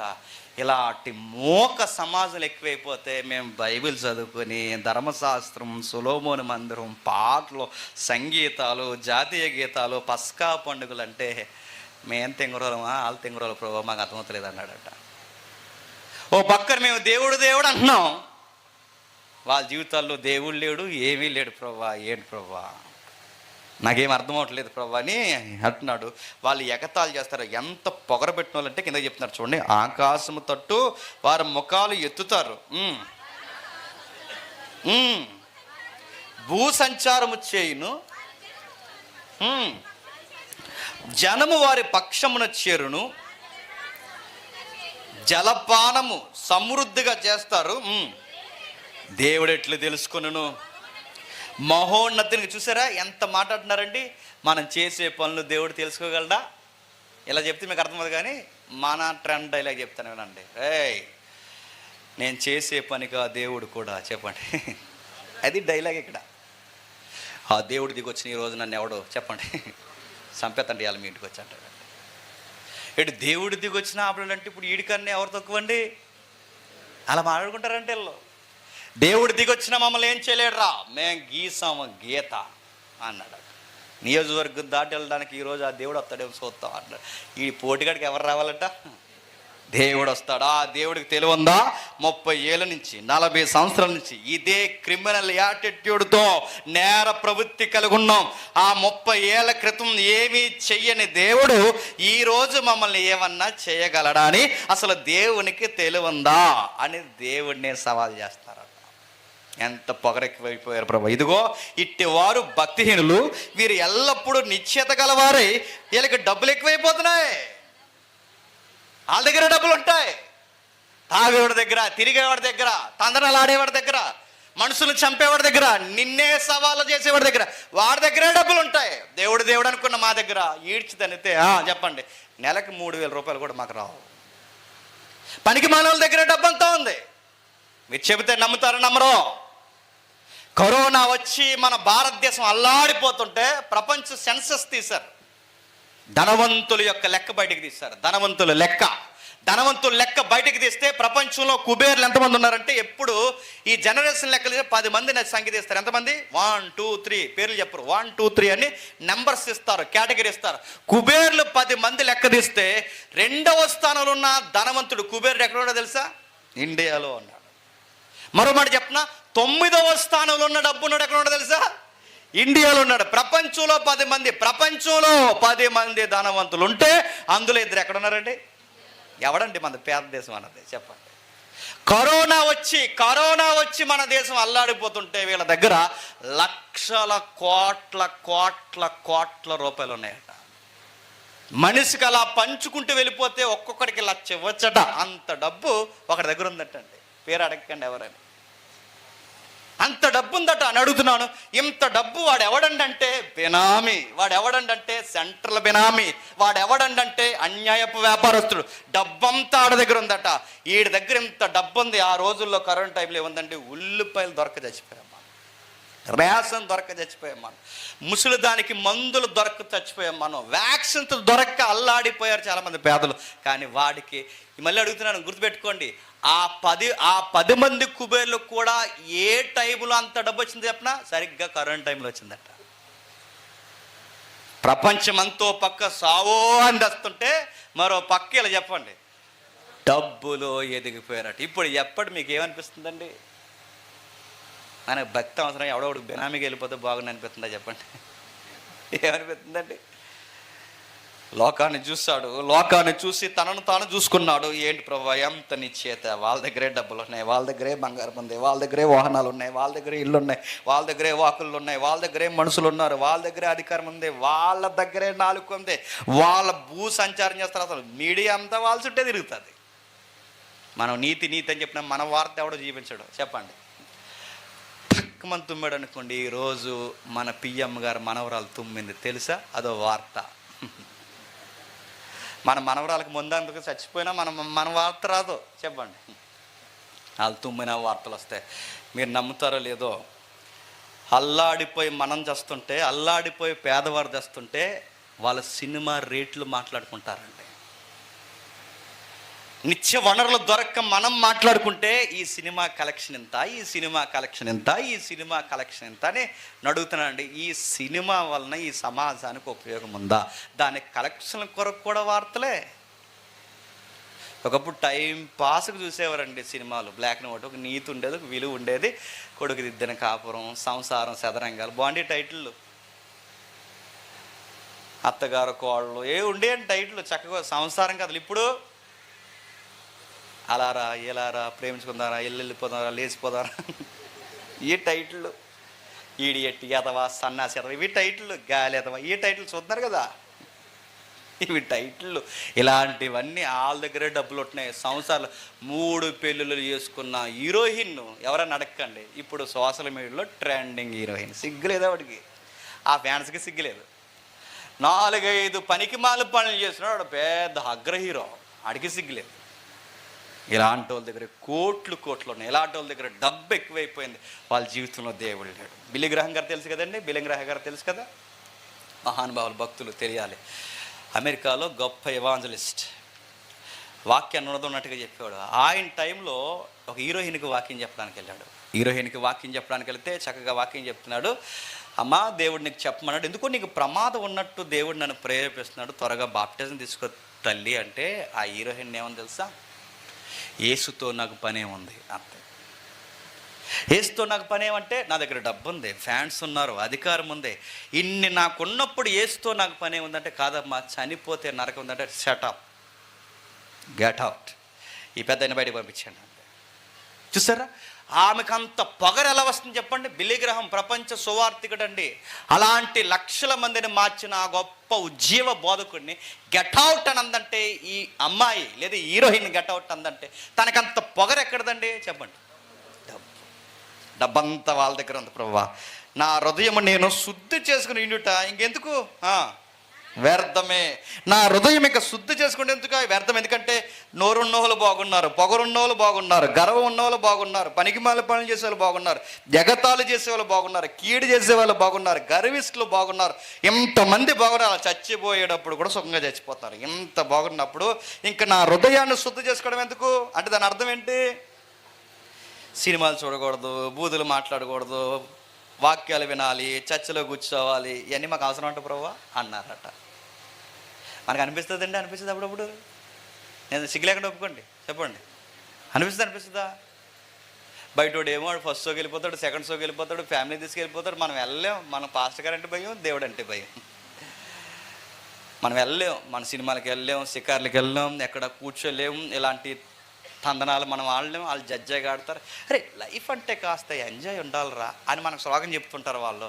ఇవన్నీ వింటున్నప్పుడు అనిపించిందంట, ఇలాగైతే అన్నీ వాళ్ళే బాగుంటే ఇంకా నీతి, శుద్ధ హృదయం ఇవన్నీ ఎందుకు ప్రభా, వ్యర్థం. అందుకే నా చేతులు కొడుక్కొని నేను నిర్మలుడై ఉండుట వ్యర్థం. నా చేతులతో పాపం చేయకూడదు, నా మనసుతో పాపం చేయకూడదు, ఇవన్నీ వ్యర్థం ప్రభువా. దినమంతయు నాకు బాధ కలుగుతుంది, ప్రతి హృదయం నాకు పనిష్మెంట్లో ఉంది. నాకు గుడ్ మార్నింగ్లా లేదు, అది పనిష్మెంట్ మార్నింగ్లా ఉంది. నాకు చూడలేకపోతున్నాను, ఈ కళ్ళుతో నాకు మచ్చరం వచ్చేస్తుంది, వినలేకపోతున్నాను వాళ్ళ మాటలు, నాకు బాధ అయిపోతుంది, అసలు సరిగ్గా ఉండలేకపోతున్నాను. నాకు గుడ్ మార్నింగ్ అది నాకు గుడ్ కాదు, నాకు ప్రతిరోజు నాకు మంచిది అనిపించలేదు, బ్యాడ్ డే అనిపిస్తుంది. ఈ సొసైటీలో నాకు బతకాలనే లేదు. నువ్వేమో నీతిగా ఉండమంటావు, నీతిగా ఉన్నాక మాకు సరిగ్గా అన్నం కూడా దొరకదు. ఈ నీతి లేని వాళ్ళకి అందరికీ బిర్యానీలు, వాళ్ళకి పొట్టలు పెద్ద అయిపోతున్నాయి, మాకు డొక్కలు ఎండిపోతుంటాయి. మాకు సరిగ్గా తిందామంటే పాస్ అన్నం కూడా మాకు దొరుకుతలేదు. మాకు వాళ్ళకి ఎంత పుష్టిగా ఉన్నారు, చచ్చిపోయేటప్పుడు కూడా ఎంత పుష్టిగా చచ్చిపోతున్నారు. నువ్వేమో నీతిగా ఉండమంటావు, ఒక్కడికి నీతి ఉండదు. నీతిగా ఉండవాలి మాకు ఏం ఉపయోగం? మా పెద్దవాళ్ళు కూడా చెప్తున్నారు లే ప్రభువా, మరీ సమాజంలో నీతి నిజాయితీ అంటే కుదరదు అబ్బాయి అని చెప్తున్నారు. నాకు అదే రైట్ అనిపిస్తుంది ప్రభువా. అరే మరీ దేవుడు అని లంచాలు తీసుకొని అనకరా, అప్పుడప్పుడు అలా ఉండాలి చెప్పండి, ఇలా ఉండాలిరా అంటున్నారు ప్రభువా. అందుకే మళ్ళీ డొక్కి సామెత ఏంటంటే, దేవుడికి పెట్టేది దేవుడికి పెట్టాలి చెప్పండి, దయ్యానికి పెట్టేది దయ్యానికి పెట్టాలి. దయ్యం వచ్చిన టైంలో దయ్యంలో ఉండాలి, దేవుడు వచ్చిన టైంలో మమ్మల్ని డోయల్ పోషించమని చెప్తున్నారు ప్రభు. డౌట్ వచ్చింది, బాధపడిపోయాడు నిజంగా, ఎంత ఏడ్చాడో. నాకు బతకాలనిపించలేదు. పైగా నువ్వేం చేసావంటే, నన్ను పాస్టర్ గారిని చేసి, అంటే ఆసాపు నన్ను ఉపదేశకుని చేసి, యవనస్తులందరినీ ముందు కూర్చోబెట్టి వాళ్ళకి భక్తి నేర్పించు, వాళ్ళకి నీతి నేర్పించని నాతో చెప్పిస్తున్నావే. నాకు అనిపిస్తుంది ప్రభా, నేను యాక్టింగ్ చేస్తున్నాను, నాకు అర్థమవుతుంది, నేను నటిస్తున్నాను ప్రభా, నాకే ఇన్ని డౌట్లు ఉన్నాయి, నాకే ఇంత ఇబ్బంది ఉంది. ఇప్పుడు ఇంతమంది జనరేషన్ అంతా నా ముందు కూర్చున్నప్పుడు, ఒరే భక్తిగా ఉండండి రా, ఒరే నీతిగా ఉండండి అని చెప్తే, అంటే నాకే సరిగ్గా భక్తి లేదు, నా కింద ఉన్న వాళ్ళకి నేను భక్తి నేర్పిస్తే నాకు అర్థమవుతుంది ప్రభా, నేను కావాలని నా కింద ఉన్న వాళ్ళని నేను మోసం చేస్తున్నాను ప్రభా, యాక్టింగ్ చేయలేకపోతున్నాను, ఎలాగ ముచ్చరించుతున్నాను నేను అనుకునే అట్లా. అంటే నీ నీతి చెప్పమని ముచ్చరించాలని అనుకునే అట్లా, నీ కుమారుల వశము నేను మోసపుచ్చమని అవుతున్నాను. నేను నాకు అర్థమవుతుంది, వాళ్ళకి దేవుడి గురించి ఏం చెప్పండి, నీ గురించి ఏం చెప్పండి. నేను వాళ్ళు ఎన్నో క్వశ్చన్లు అడుగుతారు, బయట వాళ్ళు బాగున్నారు పెద్ద అయినా పాస్టర్ గారు, బయట వాళ్ళు బాగున్నారు, మన బతుకులేటి ఇలా అయిపోయినాయి అంటే ఏం చెప్పను, ప్రార్థన చేసుకుంటారా అని చెప్పేసి వదిలేనా. ఉపవాసం ఉన్నాను రా 3 రోజులు అని చెప్పేసి వదిలేనా? వాళ్ళు ఎన్నో పెద్ద పెద్ద క్వశ్చన్లు అడుగుతున్నారు. వాళ్ళకి ఏం చెప్పను, ఏం చెప్పాలి నాకు అర్థం అవ్వట్లేదు. వాళ్ళు బయటకు వచ్చి, ప్రభు మనం దేవుణ్ణి నమ్ముకున్నాం పాస్టర్ గారు, అన్యాయంగా పోయి కష్టపడి చదువుకున్న మాకు ఉద్యోగాలు రావట్లేదు, అన్యాయంగా పోయి దొంగ జీవాలు తెచ్చుకుని రికమెండేషన్ చేసుకున్న వాళ్ళకి మాత్రం జడ్జిగా ఉద్యోగాలు వస్తున్నాయి, వాళ్ళ అగ్రకులాలను బట్టి ఉద్యోగాలు వస్తున్నాయి, రిజర్వేషన్లు ఉన్నా చక్కగా చదువుకున్న మాకు మాత్రం ఉద్యోగాలు రావట్లేదు, ఏంటి పాస్టర్ గారు అని వాళ్ళు నన్ను అడిగినప్పుడు సింపుల్గా ప్రార్థన చేసుకుంటారా అని చెప్పలేకపోతున్నాను ప్రభు. నాకేం చెప్పాలి, నాకు అర్థం అవ్వట్లేదు ప్రభు, నాకు బాధ అయిపోతుంది. కుమారుల వంశమును మోసపుచ్చిన వాడిని అయిపోతున్నాను. అయినను వాళ్ళకే చెప్పలేను, అయినను బయట చెప్పలేను, అయినను ఇది ఎలుగెత్తి చెప్పలేను, ఇది ఎక్కడా చెప్పలేను. అందుకొక నిర్ణయానికి వచ్చాను. ఇంకా ఈ ప్రశ్నలన్నిటికీ సమాధానం ఏంటో నీ సన్నిధిలోనే తేలిపోవాలని నీ సన్నిధికి వచ్చి నేను కూర్చున్నాను. నువ్వు చెబితే కానీ కుదరదు ఇంకా నాకు అంతే అన్నాడు. ఏంటి ఈ ఏరియాస్ని ఏంటి? సమాజంలో ఒక గొప్పోడు ఉండడం ఏంటి, ఒక తక్కువడు ఉండడం ఏంటి, ఒకడు బాగోవడం ఏంటి, ఒకడు బాగోలేకపోవడం ఏంటి, ఒకడు డబ్బున్నవాడు ఒకడు పేదోడేంటి, హెచ్చు తగ్గులు ఎందుకు వచ్చాయి? ఉంటే అందరూ ఒకేలా ఉండాలిగా. ఈ కేటగిరీస్ ఎందుకు వచ్చాయి? బైబిల్లో ఒక పదం ఉంటుంది, దరిద్రులు అని పదం ఉంటుంది కదా, తెలుసా? దరిద్రులు అంటే తిట్టు కదండి. బైబిల్లో దరిద్రులు అంటే చెప్పిన లో కేటగిరీలో ఉన్న ప్రజలు అనమాట. లో ఇంకా మనకి ఎలా అయితే క్యాస్ట్లు ఉంటాయో బైబిల్ కాలంలో దరిద్రులు అంటే చెప్పిన ఇక పూర్తిగా లెక్కల్లో లేనోళ్ళు అన్నమాట. వాళ్ళని దరిద్రులు అంటారు బైబిల్లో. ఇది బైబిల్ భాష. మనం తిట్లు అనుకుంటాం దరిద్రుడ అంటే. దరిద్రుడు అంటే తిట్టు కాదు, అంటే జనాభా లెక్కల్లో కూడా రానోళ్ళు దరిద్రులు అంటే. నా బతుకులు దరిద్రుల్లా ఉన్నాయి ప్రభు. అందుకే ప్రభు ఏం చెప్పమంటావు? అందుకే నేను బయట వాళ్ళకి ఇవే ప్రశ్నలు చెప్పి, నా చుట్టూ కొంతమంది కూర్చున్నారు, మరి ఇలా ఉందరా నాకు ఇలా అనిపిస్తుందని నేను ఇవే క్వశ్చన్లు నాకన్నా భక్తిలో తక్కువ వాళ్ళకి చెబితే వీళ్ళు ఏమైపోతారు చెప్పండి? అవిశ్వాసులు అయిపోతారు, నిన్ను వదిలేసిపోతారు, నీ ధర్మశాస్త్రం వదిలిపోతారు. దేవుడు లేడు, భక్తి లేదు, ఇక్కడ నడండ్రా మన ఇష్టం వచ్చిన పనులు చేసుకుందామని వాళ్ళు నా మాటలను బట్టి తయారైపోతారు. నా ప్రశ్నలు వాళ్ళ ముందు పెట్టి వాళ్ళని చెడగొట్టినా, నా ప్రశ్నలకు నాకే సమాధానం లేనప్పుడు అదే ప్రశ్న వాళ్ళని అడిగినప్పుడు ప్రార్థన చేసుకొని రాని సింపుల్గా ఆన్సర్ చెప్పి వాళ్ళు మోసపోవచ్చునా? ఏం చేయమంటావు? నీ పులిపెట్టెక్కి నన్ను ఏం చేయమంటావు?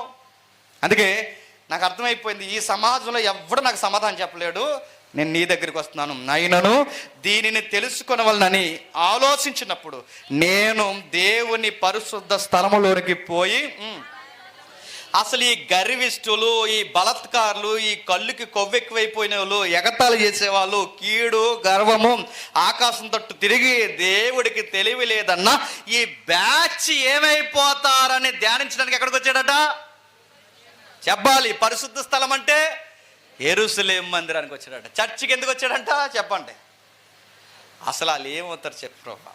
నాకు వాళ్ళని చూస్తే నాకు ఈట వచ్చేస్తుంది, వాళ్ళని చూస్తే నా ఉన్న భక్తి పోతుంది, వాళ్ళని చూస్తే నేను అలగల తయారైపోలా ఉన్నాను. అసలు వాళ్ళు ఏంటి, వాళ్ళు ఏమవుతారు నాకు చెప్పాలి, నాకు తెలియాలి, నాకు ఎట్లా అయినా నువ్వు సమాధానం చెప్పాలని వారంతమును గురించి ధ్యానించే వరకు ఆ సంగతి నాకు ఆయాస్కరంగా ఉంది. ఆయాస్కరం అంటే బీపీ ఎక్కువైపోతుందంట, టెన్షన్ ఎక్కువైపోతుందంట, వాళ్ళని చూసినప్పుడల్లా బాధ అయిపోతుందంట. మీకు ఉందో లేదా అనుభవం నాకు తెలియదు, కానీ మన సేవలో తిరుగుతున్నప్పుడు మనకేమో సరైన వాహనాలు ఉండవు. ఆడిద్దరు ముగ్గురు బ్యాండీకాయలు వేసుకుని, 2-3 నేసుకుని, ఇంక కొన్ని మాటలు నేను చెప్పకూడదు, అదంతా మేళమంతా వేసుకున్నాడు. 6 కోట్ల రూపాయల కారులో రీని పోతుంటాడు. మన కారు వెళ్తాం ఎత్తతోలినా, మనం మీటింగ్కి వెళ్తుంటే ఇది సరిగా రాదు. 6 కారు 1 కోటి రూపాయలు. ఆడిది ఏం పని మీద వెళ్తున్నాడు అన్నాడు?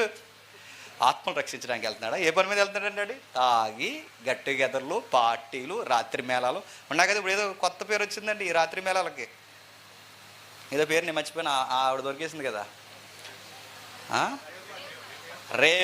Rave party. అది రేవే అదో రేవ్ ఉంటుంది అన్నమాట అక్కడ, ఫుల్ మ్యూజిక్. ఈ మాట నేను అంటున్నానని ఇబ్బంది పడకండి, ఎందుకంటే మీ పిల్లలు ఎవరైనా సిటీలో చదువుకుంటే ఈ అప్డేట్ కల్చర్లు ఉంటే జాగ్రత్త, ఎందుకంటే ఇవి త్వరగా అలవాటు అవుతున్నాయి. రేవ్ పార్టీలు అంటే ఏంటంటే ఆ బౌండరీ గీసుకుంటారు కదా లోపల, ఈ బౌండరీ గీసుకుని ఒక రూమో ఒక స్పేస్ ఏదో సెట్ చేసుకుంటారు.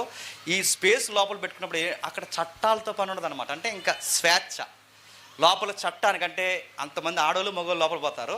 ఎవరెవరిని పట్టుకున్నా, ఎవరెవరిని గిచ్చుకున్నా, ఎవడెంత తాగేసినా ఇంకా అక్కడ చట్టం ఉండదు. నన్ను టచ్ చేసి పెట్టి ఇంకా చట్టం లేదనమాట. దాన్నే రేవ్ పార్టీ అంటారు. ఈ రేవ్ పార్టీలు అందరూ చేసుకునేది ఎవరు చెప్పినా, ఈ రేవ్ పార్టీలు మన హార్డ్ కోర్ హీరోలు ఉంటారు కదా, వాళ్ళే చేసుకుంటారు. మనం బయట ఏమని ఉంటాం, మా హీరో రక్తం కోసం మా హీరో అంటాడు. రేపు పట్టిగడాడు. నీతి లేని వాళ్ళు నేను చెప్తున్నాను, నేను తాగుబోతుగాళ్ళు, సరైన బాధ్యత లేని వాళ్ళు, ఇలాంటి వాళ్ళే బాగున్నారు ప్రభు. వాళ్ళకి ఎన్ని కార్లు బస్సులు. మనకు అనిపిస్తుందండి, మీ అందరికి సువార్త చేయాలని ఉందా చెప్పండి, మామూలుగా చెయ్యొద్దండి, అనకపోయినా చెయ్యొద్దండి. సువార్త చేయాలని ఉందా? మనకు అనిపిస్తుందండి, మనందరం ఒకేసారి సువార్తకి వెళ్ళాలంటే అవుద్దండి. అప్పుడు ఏమనిపిస్తుంది, ఒక మంచి బస్సు ఉంటే బాగుంది అనిపిస్తుంది, అప్డేట్ బస్సు ఉంటే బాగుంది. మనకు బస్సు వస్తుందా జీవితంలో? కానీ ఆడంట, గుర్తుపెట్టుకోండి, వాడికంట పనికి మాలను పని చేయడానికంట ఆడుగు పెద్ద బస్సు అంట, బస్సే ఇల్లు అంట. ఇవన్నీ చూసి మెంటలు వచ్చింది ఎవరికి అంటే, ఆ రోజుల్లో బస్సు ఉందని అడగండి, కంపేర్ చేస్తున్నాను. అంటే అవన్నీ చూసానికి ఆయాసకరంగా ఉందట, ఇబ్బందిగా ఉందట. అందుకే నిత్యముగా నీవు ఏం చేస్తున్నావు వాళ్ళని తెలుసుకోవాలంటే అప్పుడు దేవుడు ఆన్సర్ చేశాడు. ఇప్పుడు బాగా గమనించండి, 1వ వచనం నుంచి 17వ వచనం వరకు బండగా గుర్తుపెట్టుకోండి. ఏది ఉంటే ఆ పెన్నుతో అండర్లైన్ చేసుకోండి. 1వ వచనం నుంచి 17వ వచనం వరకు ప్రశ్నలు అంటారు. ఏంటి? 1వ వచనం నుంచి 17వ వచనం వరకు ప్రశ్నలు, అంటే ఆసాబుకు వచ్చిన ప్రశ్నలు. ఆ ప్రశ్నలకు జవాబులే 18వ వచనం నుండి చివరి వచనం వరకు ఉన్న దాన్ని ఆ ప్రశ్నలకు జవాబులు అన్నమాట. అంటే 1వ వచనం నుంచి 17వ వచనం వరకు ప్రశ్నలు అయితే 18వ వచనం నుంచి 28వ వచనం వరకు ఉన్నదే జవాబులు. ఇప్పుడు దేవుడు జవాబు చెప్తున్నాడు. ఏమని? వాళ్ళు పుష్టిగా ఉన్నారు, గర్వంగా ఉన్నారు, కళ్ళు నెత్తికెక్కారు మాట్లాడుతున్నావు. కానీ ఆసాపు నీకు విషయం చూపిస్తున్నాను చూడన్నప్పుడు చూసాడట. ఏమర్థమైంది? నిశ్చయముగా నీవు వారిని కాలు జారు స్థలమందు ఉంచి ఉన్నావు. నువ్వేమనుకుంటున్నావు? మాకు రోగాలు ఉన్నాయి, మాకు ఇబ్బందులు ఉన్నాయి, మాకు సమస్యలు ఉన్నాయి, మాకు పేదరికం ఉంది, మాకు ఇది ఉంది అది ఉంది అని చెప్పుకుంటున్నా. కానీ గుర్తుపెట్టుకో, టప్మని ఈరోజు ఎగిరిపోయారంటే, ఒక్కసారి వాడికి ఏదన్నా జరిగింది అంటే వాడి అడ్రస్ కూడా గల్లంత అయిపోతాడు. ఇప్పుడు చెప్తున్నానండి, వాడికి డబ్బు ఉంది, అధికారం ఉంది, మతం ఉంది, గర్వం ఉంది. ఇప్పుడు ఆడికి ఏదన్నీ రాత్రి జరిగితే ఆడు డబ్బాన్ని కాపాడుతాదా చెప్పు ఆసప అన్నాడు. ఆడేమైపోతాడు? కనురెప్ప మూసే సమయానికి మలమడమాడే యాతనకరమైన స్థలంలోకి పోతాడు. ఆడికి గ్యారంటీ ఉందా? ఆడికి డబ్బు ఉంది, ఆడు డబ్బు వచ్చాడు ఆపుతుందా? కరోనా వచ్చింది, కరోనా వచ్చిన టైంలో ఎమ్మెల్యేలు, అధికారులు, స్టార్డమ్ ఉన్న యాక్టర్లు డాక్టర్ దగ్గరకు వచ్చన్నారు. అయ్యా 1 కోటి ఇస్తాం, 5 కోట్లు ఇస్తాం, మా కరోనా తీసేయండి అంటే డాక్టర్ గారు అన్నారు, నీకు 5 కోట్లు ఇస్తాను అర్జెంట్గా పోయి ఎక్కడి నుంచి అన్నట్టు. నేను అడుగుతున్నాను, డబ్బు కరోనా తీయలేదు, వ్యాధులు నడుతున్నాను, వచ్చిన మరణాన్ని డబ్బు ఆపగలదా? ఆపాలనుకుంటే డబ్బున్న వాళ్ళందరూ ఈ భూమి మీద బతకాలి, పేదోళ్ళు మాత్రమే చచ్చిపోవాలి. దేవుడు అన్నాడు, నీకు వ్యాధి ఉంది, పేదరికం ఉంది, ఇవన్నీ ఉన్నాయి అనుకుంటున్నా, కానీ సెల్ఫీలకి పోజులు ఇచ్చి పోజు కొడుతున్న ఈ డబ్బున్న వాళ్ళందరూ ఎక్కడున్నారు చెప్పనా? చావంచి నిలబడి సెల్ఫీ తీసుకుంటున్నాడు. వీడు నీ కళతో కదా ఆసాపు, నా వాక్యపు కళతో చూడు. నీ దృష్టికోణంతో కాదు ఆసాపు. వాళ్ళని ఎందుకు ఏమంటలేదంటే, ఇంక అనడానికి ఏమి లేదు, బెత్త కన్ఫర్మ్ అయిపోయింది వాళ్ళకి. ఏంటి చెప్పండి, నా మాటలు అర్థమవుతలేదో? ఇప్పుడు ఆడికి వదిలేస్తాడు. నన్ను ఎందుకు వదిలేస్తాడు? ఆడు ఆల్రెడీ రిజర్వేషన్కి అంటే ఎక్కడికి చెప్పండి, నరకానికి. ఇంకా అనేది ఏముంది? తిరుగుతున్నాడు కొన్ని రోజులు తిరగనే, వాగుతున్నాడు కొన్ని రోజులు వాగనే, తాగుతున్నాడు కొన్ని రోజులు తాగనే, తందనాలు ఆడుతాడు కొన్ని ఆడనే. కానీ ఆడికి బెత్త కన్ఫర్మ్ అయిపోయింది. ఎక్కడికి? నేను మళ్ళీ చెప్తున్నాను, 50 సంవత్సరాలు తిరిగితే పెండాల కింద ఎంతమంది ఉంటారో చెప్పండి? జస్ట్ 50. నేనే ఉన్నాను, మీరు ఉంటారా? ఒక్కడుండ్రండి 50. ఆ చిన్నపిల్లలు తప్ప ఎవ్వరుండ్రండి. 50 ఏళ్ళ తర్వాత మన గతి ఏంటి, మన భవిష్యత్తు ఏంటి? మేము మొలకెత్తిన విత్తనాలు తింటున్నాం అనకండి. మొలకెత్తిన విత్తనాలు తినే చచ్చిపోతాం, గుర్తుపెట్టుకోండి. ఏ చేసినా చచ్చిపోతాం, కాకపోతే ఒక అడుగు అడ్డు ఇటు ఆలస్యం అవుతుంది, కానీ మొత్తం మీద చనిపోతాం. ఆసాపు చెప్తున్నాడు, వాడు ఏమైపోతాడు? వాడు నిత్యముగా వాడిని కాలు జారి చోటంటే వాడు ఎలా జారాడో చచ్చాడో మరో లోకానికి పోతాడు. వాడు నువ్వు అనుకుంటున్నా కష్టాలు అనుకుంటున్నావు, వారిని నశించినట్లు వారిని పడేయుచున్నావు. వాళ్ళని చంపేస్తావు ఒక రోజు, క్షణమాత్రములోనే వారు పాడైపోయి ఏమవుతారు? అంత బాగున్నాడు. 1 నైట్లో వాళ్ళ స్టోరీలు మారిపోయిన ధనవంతులు లేరు చెప్పండి. 1 నైట్, ఒకే ఒక రాత్రిలో తిరగబడిపోతారు స్టార్డమ్ అంతా. ఎవరు అలా చేసింది చెప్పండి? దేవుడు. ఒక్క రాత్రిలో. ఇంకా నేను అడుగుతున్నాను, 5 years తిరిగేసరికి అధికారులు లైఫ్ స్టోరీలు మారిపోతాయి. మీరు కావాలని చూసుకోండి. ఇప్పుడు వీళ్ళ హీరోలు, తర్వాత వాళ్ళ హీరోలు, ఆ తర్వాత మళ్ళీ వీళ్ళ హీరోలు. 5 yearsలో ఎవడో తెలియదు. 1 nightలో మారిపోతుంది స్టోరీ. మీరు కావాలంటే చూడండి, బిజినెస్ మ్యాగ్నెట్స్, పెద్ద పెద్దోళ్ళు రాత్రికి రాత్రి ఎగిరిపోతారు. అయ్యో ఇందాకేనండి పాట పాడాడంటే, ఇందాకే పాడాడు, ఇప్పుడే చచ్చిపోయాడు, అయిపోయాడు అంతే. అయ్యో ఇప్పుడు వచ్చాడండి, రిబ్బన్ కటింగ్ చేశాడు, ఇప్పుడేనండి బిల్డింగ్ రిబ్బన్ కటింగ్ చేశాడు, దేవుడు అక్కడ కట్ చేశాడు, అయిపోయింది. 1 nightలో 1 hourలో మారిపోద్ది, స్టోరీలు మారిపోతాయి. ఇంకా నేను చెప్తున్నాను, రన్నింగ్లు చేస్తూ చచ్చిపోతారు, జిమ్లు చేస్తూ చచ్చిపోతారు, తింటూ చచ్చిపోతారు. రెస్టారెంట్లో 5 star రెస్టారెంట్లో ఆర్డర్ ఇచ్చి బిర్యానీ తెచ్చి ఆ సర్వీస్ చేస్తున్న వ్యక్తి ఇలా వడ్డెత్తున్నప్పుడు పేర్లు పడి చచ్చిపోయాడు. ఆయన ఇంకా అంత బిర్యానీ. మనకు ఆకలి ఉంది, గుర్తుపెట్టుకోండి, మనకి దప్పుకుంది, మనకి ఇబ్బంది ఉంది.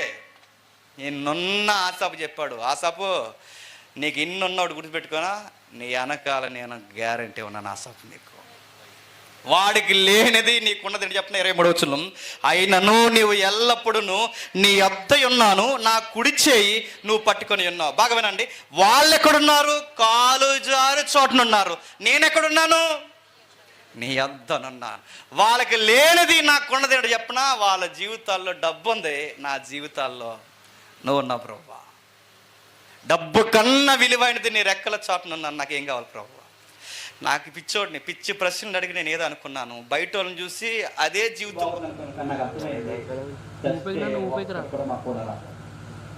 నీ రెక్కల చాటునున్నాను, నాకు అది చాలు, నీ యొద్దనున్నాను. వాళ్ళకి ఏమీ లేదు, నా లైఫ్ చూడడానికి గొప్పగా లేకపోవచ్చేమో కానీ నాకు ఇప్పుడు అర్థమవుతుంది, నీ కుడి చెయ్యి నా తోడుంది, నా ఆలోచన చేత నన్ను నడిపిస్తున్నావు, నా తరువాత మహిమలోనికి. 3.4 పాయింట్లు ఉన్నాయి చూడండి, ఎంత బాగుంటాయో. 1 నీ యొద్దనున్నాను, 2 నీ చేయి పట్టుకుని ఉన్నావు, 3 నా ఆలోచనలన్నీ నువ్వే నడిపిస్తున్నావు, 4 నేను చచ్చిపోతే, ఎంత బాగుందండి అన్నమాట, నేను చచ్చిపోతే నన్ను పరలోకానికి కూడా తీసుకెళ్తాను. ఇప్పుడు రివర్స్. ఆడికి డబ్బు ఉంది, ఆడిని రెక్కలు సాగుతుంది, వాడి దగ్గర అధికారం ఉంది, వాడి చేయి నువ్వు పట్టుకుంటావు, వాడి దగ్గర ప్రజలు ఉన్నారు, ఆడు చచ్చిపోతే ఒంటరిగా.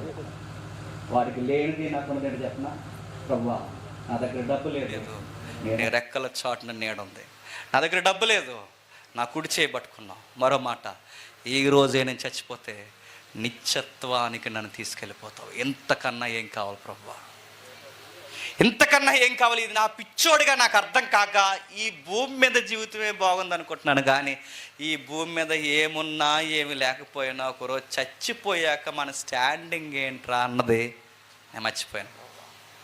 అందుకు ఒక రచయిత ఏమంటాడంటే, ఈ భూమి మీద దేవుడుండి ఏమీ లేనోడే చచ్చిన తర్వాత గొప్పోడంటే, ఈ భూమి మీద అన్నీ ఉండి ఆడి జీవితంలో దేవుడు లేకపోతే ఆడు చచ్చిన తర్వాత ఒంటరోడండి.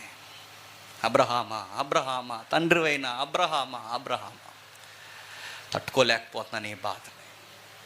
ఎంత లగ్జరీ లైఫ్ అనుభవించాను, సన్నపు నార వస్త్రాలు కట్టుకున్నాను, ప్రతి దినము సుఖించాను, ఎంతో ఆనందంగా ఉన్నాను. అయ్యా నేను సిటికేస్తే నాకు ఏ నీళ్ళు కావాలి, ద్రాక్ష నీళ్ళు కావాలా, ఏ నీళ్ళు కావాలా, నీళ్లు నా దాసులు పట్టుకుని వచ్చేవారయ్యా. నేను ఇసిరేసిన రొట్టె ముక్కలు ఆ పేదోడు తినేవాడు కురుపులు గొక్కుంటూ. ఇప్పుడు నాకు అర్థమవుతుంది, దయచేసి ప్లీజ్ ఫాదర్ అబ్రహాంజీ ప్లీజ్ ఆ అబ్బాయిని పంపి సిటికిని వేలు ముంచి, ఎక్కువ వాటర్ కూడా వద్దు ప్రభా, ఒక్క చుక్క ఇవ్వమని నేను అడుగుతున్నాను. భూమి మీద దేవుడుండి పేదోడైన వాడు చచ్చిన తర్వాత ధనవంతుడు, భూమి మీద ధనముండి దేవుడు లేనోడు చచ్చిన తర్వాత కటిక పేదోడు ఆసాపు. గుర్తుపెట్టుకోవాలి, ఈ జీవితాన్ని చూసి కంపేర్ చేసుకోకు, ఈ జీవితాన్ని చూసి ఇదే జీవితం అనుకోకు. నేను మళ్ళీ చెప్తున్నాను, కోల్పో, ఎన్ని కోల్పోతావో కోల్పో, ఎన్ని వదిలేసుకుంటావు వదిలేసుకో, నా కొరకు నెక్స్ట్ జనరేషన్కి ఇదే చెప్పు, ఇదే మాట్లాడు. వాళ్ళు అడుగుతారు ఏంటి పెద్ద ఆయన అని అడిగినప్పుడు ఇది చెప్పు, ఏం భయం లేకుండా. రే వాళ్ళకి అన్నీ ఉన్నాయిరా, వాళ్ళ జీవితానికి నిత్యత్వం గ్యారంటీ లేదురా, వాళ్ళకి అన్నీ ఉన్నాయిరా, చచ్చాక ఏమవుతారో కూడా తెలియదురా, కానీ మనకి ఏమీ లేవురా. కానీ మనం చచ్చిపోయిన తర్వాత చెప్పండి దేవుళ్ళు ఉంటాంరా. దేవుడు లేడు వారి జీవితానికి, దేవుడు కుడి చేయలేదు వారి జీవితానికి, వాళ్ళ ఆలోచనకి దేవుడు లేడు, వాళ్ళ చచ్చిన తర్వాత వాళ్ళకి నిత్యత్వానికి గ్యారంటీ లేదు. కిందకి చెప్తున్నాడు చూడండి, తరువాత మహిమలోనికి నువ్వు నన్ను చేర్చుకుందువు. ఆకాశమందు నీవు తప్ప నాకెవరున్నారు? నీవు నాకుండగా లోకములోనిది ఏది నాకు అక్కర్లేదు. ఆ సభకి నీకు నాకు అర్థం కావాల్సింది ఏంటి చెప్పనా? మనం చూడాల్సింది ఆడిని కాదు, మనం చూడాల్సింది ఈయన్ని కాదు, మనం చూడాల్సింది ఈయన్ని కాదు. మనం చూడాల్సింది ఎప్పుడు ఎవరిని చూడాలి చెప్పండి? ఆకాశం వైపు కన్నులెత్తి, ఎంత పెద్ద విశ్వాన్ని కలిగించిన దేవా, ఇంత పెద్ద వ్యవస్థను నడిపిస్తున్న దేవా, ఆకాశ సింహాసనం మందు కూర్చున్న దేవా, నీవు నాకు ఉండగా ఈ భూమి మీద నాకేది అక్కర్లేదు ప్రభువా, నువ్వు ఉంటే నాకు చాలు ప్రభువా. ఇది భక్తి. ఆడు బాగున్నాడు, నేను బాగాలేదని ఎప్పుడైతే కంపేర్ చేసుకున్నావో నీ భక్తి బాగాలేదు, గుర్తుపెట్టుకో. ఆడికి అన్నీ వస్తున్నానికి ఏమీ రావట్లేదని అడక్కో, నీ భక్తి లేదో తేడా ఉంది. నీకు అర్థమైతే ఏంటి చెప్పనా? ఈ భూమి మీద దేవుని కొరకు బతికిన వారికి నిలువరమైన గుడారము ఉండదు, నీకు సెక్యూరిటీ ఉండదు, నీకు సహాయం ఉండదు, నీ మరినేవాడు ఉండడు, నీ ఇంట్లోనే రోగాలు, నీ ఇంట్లోనే బాధలు, నీకే పేదరికం, అన్నీ నీకే. ఎందుకంటే ఇక్కడ కష్టం అనుభవించిన వాడే చచ్చాక సుఖం అనిపిస్తాడు. ఎక్కడ సుఖం అనుభవించిన వాడు చచ్చాక చెప్పండి యాతనకరమైన స్థలంలోకి జారిపోతాడు. ఇప్పుడు చెప్పు ఆసపు, నీకేం కావాలంటే అప్పుడు అన్నాడు, నా శరీరము హృదయము క్షీణించిపోయినను దేవుడు నిత్యము నా హృదయమందు ఆశ్రయ దుర్గము స్వాస్యమని అన్నాడు. ఇప్పుడు చెప్పండి, ఇందాక ఏమైనా బాధపడ్డాడండి? అన్నీ మాకు రోగాలే. వాళ్ళు చచ్చిపోయినప్పుడు చెప్పండి పుష్టిగా ఉన్నారు ప్రభా, మాకే రోగాలు, వాళ్ళకి ఏ రోగాలు లేవు, వాళ్ళకి ఏ రోగాలు లేవు, మా ఇంటి నిండా రోగాలు అన్నాడు. ఇప్పుడు అర్థమయ్యకి ఏమంటున్నాడండి? నా హృదయం పాడైపోయినా, నా ఒళ్ళంతా పాడైపోయినా, క్షీణించిపోయినా, నశించిపోయినా ప్రభా, నా ఆరోగ్యం అంతా నశించిపోయినా, నా ఒకటి తోడుంది ప్రభా, నా హృదయంలో నువ్వు ఉన్నావు చాలు, ఇంకా నాకేమొద్దు అన్నాడట.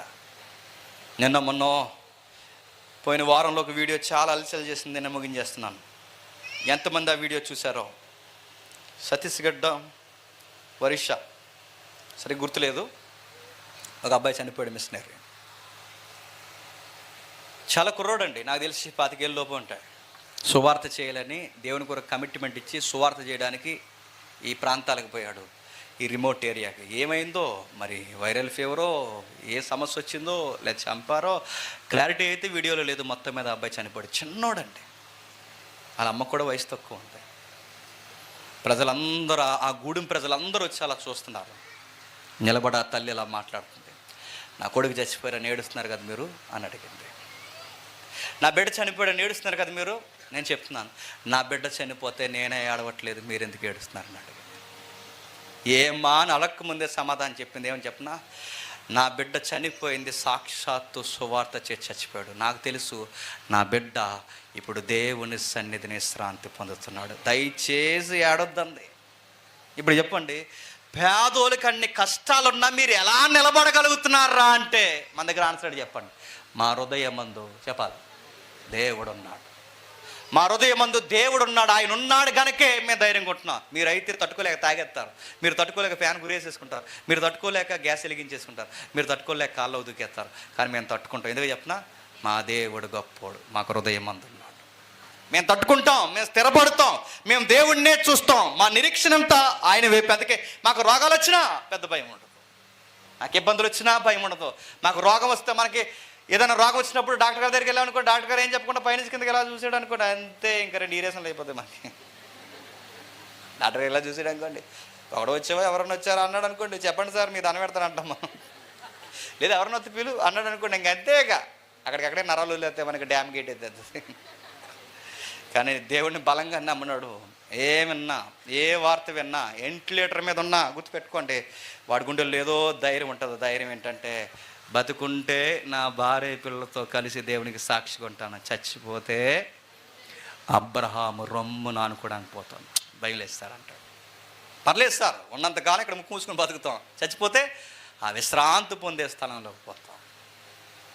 మొన్న ఒక సేవకుడు, మేము అందరం డిస్కషన్ చేసుకుంటే ఒక సేవకుడు భలే మాట అన్నాడండి, నిజంగా జోస్ వచ్చింది ఆ మాట విన్నాను. ఏమన్నా తెలుసా, కొన్నిసార్లట నువ్వు నమ్మిన దేవుడు గొప్పోడని బయట ఆయనకి డాక్టర్ గారికి చెప్పడానికంట, మన దేవుడట ఆ డాక్టర్కి సువార్త చెప్పడానికి నిన్ను హాస్పిటల్ ఐసీలోకి తీసుకెళ్తాడట, మంచం ఎక్కించి. గుర్తుపెట్టుకో. అర్థమో లేదనుకున్నా, ఇలాంటి అర్థమో మనకి చెప్తాను వినండి. డాక్టర్ గారికి సువార్త చెబుతామని, సార్ అపాయింట్మెంట్ ఇవ్వండి సార్, 10 నిమిషాలు మీకు యేసయ్య కొరకు చెప్తాను అంటే నీకు ఇస్తాడా? బయటిపో అర్జెంటుగా అంటాడు. సార్ 10 నిమిషాలు సువార్త చెప్తే, ఎవడో నువ్వు బయటిపో, దేవుడికి ఇవ్వడు అంత బైబిల్ అంట. ఇప్పుడు డాక్టర్ గారికి నువ్వు సువార్త చెప్పాలంటే ఇప్పుడు నువ్వు ఏ మంచం ఎక్కాలి చెప్పు? ఐసీలోకి వెళ్ళి ధైర్యంగా ఉండి అందరు రోగుల్ని చూస్తాడు. ఆ డాక్టర్ చెకప్ చేస్తూ వచ్చి నీ దగ్గరకు వచ్చేసరికి అందరూ టెన్షన్ అయిపోతున్నారు, అడగకూడదు కానీ అడుగుతున్నాను, ఇంత ధైర్యంగా ఎలా ఉండగలుగుతున్నావురా అన్నప్పుడు అప్పుడు నువ్వు చెప్పాలి, నా దేవుడు గొప్పోడు సార్ అన్నప్పుడు. ఎవర్రా నీ దేవుడు అన్నప్పుడు? యేసయ్య అని చెప్పాలి. ఇప్పుడు సువార్త, ఈ సువార్త చెప్పడానికి అవసరమైతే నేను ఎక్కడ తీసుకెళ్తాడు చెప్పు? నువ్వు ఐసీ రూమ్ ఎంట్రన్స్ గ్లాస్ తూతులోకి నీకు అక్కడ 4 దిగిపోతున్నాయి నీకు. నా మాట అర్థమవుతున్నా? ఎల్లో ఏ సమస్యలన్నా ఉండు, ఏ ఇబ్బందులన్నా ఉండు, ఏ రోగాలైనా ఉండు, ఎందుకు ఉండాలి? ఆ ఇబ్బందుల కష్టాల్లో ఈ సొసైటీకి అర్థం కానిది ఒకటి ఉంది. ఇన్ని కష్టాల మధ్య ఆ గుండె మీద ఎలా తొట్టుకుంటుందిరా అన్నప్పుడు చెప్పండి, నా హృదయమందు చెప్పండి, దేవుడున్నాడు. నా శరీరం క్షీణించిపోయిన నిత్యము నా హృదయమందు ఆశ్రయదుర్గముగా స్వాస్యమై ఉన్నాడు. నిన్ను విసర్జించువారు నశించెదరు, నిన్ను ఇడిచివారు వ్యభిచారులందరినీ నువ్వు సంహరించేస్తావు. నిన్ను వదిలేసిపోయిన నాశనం అయిపోతారు ప్రభువా. నిన్ను పట్టుకున్నవారు నాశనం కారు. నిన్ను వదిలేసిపోదాం అనుకున్నాను, ఏమైపోతుంది? నేను నాశనం అయిపోతాను. ఇప్పుడు నాకు అర్థమైంది, నిన్ను వదిలి నేను ఎక్కడికి పోను. రోగాలు వచ్చినా పోను, పేదరికం వచ్చినా పోను, ఇబ్బంది వచ్చినా పోను, ఎక్కడికి ఏది జరిగినా పోను. అందుకే నాకైతే దేవుని యందు పొందు ధన్యకరము నీ సర్వకాలమున నేను తెలియచేయనట్లు నేను ప్రభు అయిన యెహోవా చారణొచ్చి ఉన్నాను. ఇప్పుడు చెప్తాను ప్రభువా, ఈ ప్రపంచానికి సువార్త ఎంత బాగా చెప్పాలో చెప్పండి, అంత బాగా చెప్తాను. ఇప్పుడు నేను ముగించేస్తున్నాను, నిజంగానే ముగించేస్తానులేండి. ఇంత విన్న తర్వాత రేపు ఎవరైనా సాయంత్రం మీ చర్చిలో వర్షిప్ అయిన తర్వాత మీరు యేసుప్రభుని ఎందుకు నమ్ముకున్నారా? మీ కుటుంబంలో సుఖం లేదు, సమాధానం లేదు, సరైన డబ్బులు లేవు, ఒక స్థిరపడిన జీవితం లేదు, దేవుడు నమ్ముకున్న ప్రతిసారి ఉపవాసాలు ప్రార్థనలు ఇన్ని పాటిస్తున్నారు, ఏం కలిసి వచ్చిందిరా దేవుడి వలన? మీ ఫంక్షన్లోనూ ప్రార్థనలే, అక్కడ వాక్యాలే, అన్నిట్లో దేవుడు దేవుడు. ఈ దేవుడి పిచ్చి వల్ల మీకు ఏం కలిసి వచ్చిందిరా అన్నప్పుడు మీరు ఏం చెప్తారు చెప్పండి? మాకేం కలిసి రాకపోయినా పర్లేదు, మా దేవుడు మా చేయి పట్టుకున్నాడు, మా రోగాలు తగ్గకపోయినా పర్లేదు, మేము చచ్చిపోయిన వెంటనే చెప్పండి నిత్యత్వానికి వెళతామయ్యా. ఆయన ఏదో ఇస్తాడని మేము నమ్మట్లేదు, ఆయన మాకు ఏమి ఇవ్వకపోయినా మా దేవుడు మా కొరకు ప్రాణం ఇచ్చాడు, చాలు అది చెప్పండి. మీరు చర్చికి ఎందుకు వెళ్తున్నారయ్య అంటే డిఎస్సి ఎగ్జామ్స్ దగ్గరలో ఉన్నాయని వెళ్తున్నామని అనకండి. బీఈడి అయ్యింది చెప్పండి, కాంపిటేటివ్ ఫీల్డ్లో ఉన్నాను అందుకు వెళ్తున్నాను చెప్పండి. పెళ్ళి దగ్గరలో ఉందని ఇవి చెప్పకూడదండి, కుంటి కారణాలు. దేనికి వెళ్ళాలి తెలుసా? నువ్వు చర్చికి ఎందుకు వెళ్తున్నావు అంటే, ఈ ప్రపంచంలో నాశనం అయిపోతున్న ఈ ప్రపంచంలో సేఫెస్ట్ ప్లేస్ ఒకటి ఉంది, అదే మై లోకల్ చర్చ్. ఆ చర్చ్లోనే నాకు సురక్షితమైన స్థలం. నేడో రేపు నా దేవుడు పెలపెలమని మేఘాల మీద వస్తే నాకు సురక్షితమైన స్థలం ఏదైనా ఉంది అంటే, నలుగురు 2-3 కూడుకొని ఎక్కడైతే నా దేవుడిని ఆరాధిస్తున్నారో ఆ గుంపులో ఉంటే చాలు. ఆ పేదవాడినైనా నేను, పరిశుద్ధుల్లో పేదవాడిని పాట ఉంది కదా, నిత్యమైన శ్వాసంలో పరిశుద్ధులలో పేదని నేను, ఆ పాట ఉంది కదా, ఆ పాటలో ఆ పేదవాడిని నేనే సార్. ఆ గుంపులో ఉంటే చాలు సార్. చర్చికి ఎందుకు వెళ్తున్నారంటే డబ్బులు అయితే వెళ్తలేదు సార్. చర్చికి ఎందుకు వెళ్తున్నారంటే ఏ వస్తారో వెళ్తారు. చర్చికి ఎందుకు వెళ్తున్నారంటే సేఫెస్ట్ ప్లేస్ 2, శాంతి, సమాధానం, ధైర్యము, నిండుతనం. మా దేవుడి దగ్గరికి పోతే మద్దతు. నాకు ఎన్ని వారం అంతా 8 ఒడిదుడుకులు ఉన్నా ఆ గంట అలా చర్చికి పోయి మా పాస్టర్ గారు చెప్తున్న వాక్యం మనసారా విని 4 పాటలు మా దేవునికి మా పిల్ల పాపలతో కలిసి మేము పాడుకొని మనసారా ఒక గంట దేవుళ్ళో కలిపొస్తే మా బరువంతా తగ్గిపోతుంది సార్. ఒకసారి మీరు కూడా రండి, ఎలా ఉంటుందో చూపిద్దామని అనండి. ఎలాంటి వాళ్ళని అడిగిన వాళ్ళని. మీరు అలా అనరు, మా క్రిస్మస్కి వచ్చి కేక్ తినండి, మీ పండగకి వచ్చి మీ ప్రసాదాలు తింటామన్నారట. నక్లీర్ కూడా బంద్ చేశారు కనుక మీ దగ్గర దొరకని మనశ్శాంతి చెప్పండి మా దేవుడి దగ్గర దొరుకుతుంది. ఇప్పుడు చెప్పండి, ఆసాపుకి కాలు జారాడు, మొదటి వచనం, నువ్వెవరిని దీవిస్తావంటే శుద్ధ హృదయాలను కలిగిన వారిని నిశ్చయముగా దయాళుడివై దీవిస్తాను. ఇప్పుడు నన్ను ఖచ్చితంగా చెప్పండి దీవిస్తాను. కోట్లు ఇస్తావని నేను అన్ను, లక్షలు ఇస్తావని నేను అన్ను, ఆరోగ్యం ఇస్తావని నేను అన్ను, కానీ ఉన్న దానిలో తృప్తినిస్తావు చాలు, ఉన్న దాంట్లో సమాధానం ఇస్తావు, అందుకే మనం ప్రార్థన చేస్తున్నప్పుడు కూడా మన ప్రార్థనలు అర్థవంతంగా ఉండాలండి. నా కష్టాలు తీసే, నా కష్టాలు తీసే, నా కష్టాలు తీసే, నా కష్టాలు తీసే. 24 అయిపోయింది, 25 వచ్చేస్తుంది, తీసే తీసే తీసే అనకూడదు. ఈ పాటల్లో కొన్ని లైన్స్ మీకు అర్థమైతే, నా కష్టాలు తీసే కాదు, ఇరుకులు అలాగే ఉంచు, ఆ ఇరుకులలోనే విశాలత దయచేయి ప్రభు. బాధలు అలాగే ఉంచు, ఆ బాధలు జయించే శక్తిని ప్రభు. కన్నీళ్ళు అలాగే ఉంచు, ఆ కన్నీళ్ళను తట్టుకునే గుండెని ప్రభు. ఇది చాలు. ప్రార్థన ఎలా చేయండి. మిమ్మల్ని మీ భక్తిని చూసినప్పుడు మీరు నోటితో చెప్పకూడదండి, మీ ప్రవర్తనే చాలామందిని మార్చేస్తుంది. ఆ సభ అలాగే మార్చాడు. 80 మందిలో, 280 మందిలో, 300 మందిలో ఆయనలో సంథింగ్ స్పెషల్ ఏముందంటే, ఇదిగో చెప్పండి, ఈ ప్రత్యేకత ఉంది కనుకే దావీదు కీర్తనలతో చెప్పండి సమానపు జాతీయ గీతాలయ్యాయి. అంత వైరాగ్యం భక్తుడికి ఉంది. ఇలాంటి పాటలు మన జీవితానికి ఎప్పుడు వాదార్పు కీర్తనలు. దేవుడు మిమ్మల్ని దీవించును గాక. ఆమేన్, ఆమేన్, ఆమేన్. ప్రార్థన చేసుకుందాం. ప్రేమగల తండ్రి, కృపగల దేవ, అందరికీ ఈ సంగతులు అర్థమయ్యాయో. మా రక్షకుడు తండ్రి ఈ భూమి మీదకి వచ్చి ఏమి ఇచ్చాడంటే తండ్రి, మాకు డబ్బు ఇచ్చాడు, కోట్లు ఇచ్చాడు, భూములు ఇచ్చాడని మేము చెప్పం కానీ తండ్రి, మాకు ఒక ప్రత్యేకమైన జీవితాన్ని ఇచ్చాడు, రక్షణ ఇచ్చాడు. చనిపోతే తండ్రి నిత్యత్వం ఉందన్న తండ్రి ఒక వాగ్దానం ఇచ్చాడు. మా ఆలోచనను అదుపు బట్టి మమ్మల్ని నడిపించడానికి తండ్రి వాగ్దానంగా తండ్రి ఆత్మదేవుడినే మాకు అనుగ్రహించాడు. ఇంకా మాకేం కావాలి తండ్రి? బయట వాళ్ళు బాగున్నారని వాళ్ళని చూసి మేము అదే అలాగే ఉండాలని మేము కోరుకుంటే వాళ్ళకి మాకు తేడా ఏముంది దేవా? వాళ్ళకి ఏ బాధలు ఉండవు, ఏ సిగ్గుసీత ఉండదు, వాళ్ళకి ఏ భక్తి ఉండదు, ఏ ప్రార్థన ఉండదు తండ్రి. కానీ వాళ్ళు బాగుంటారు. వాళ్ళు బాగున్నది తాత్కాలికంగానే బాగుంటారు.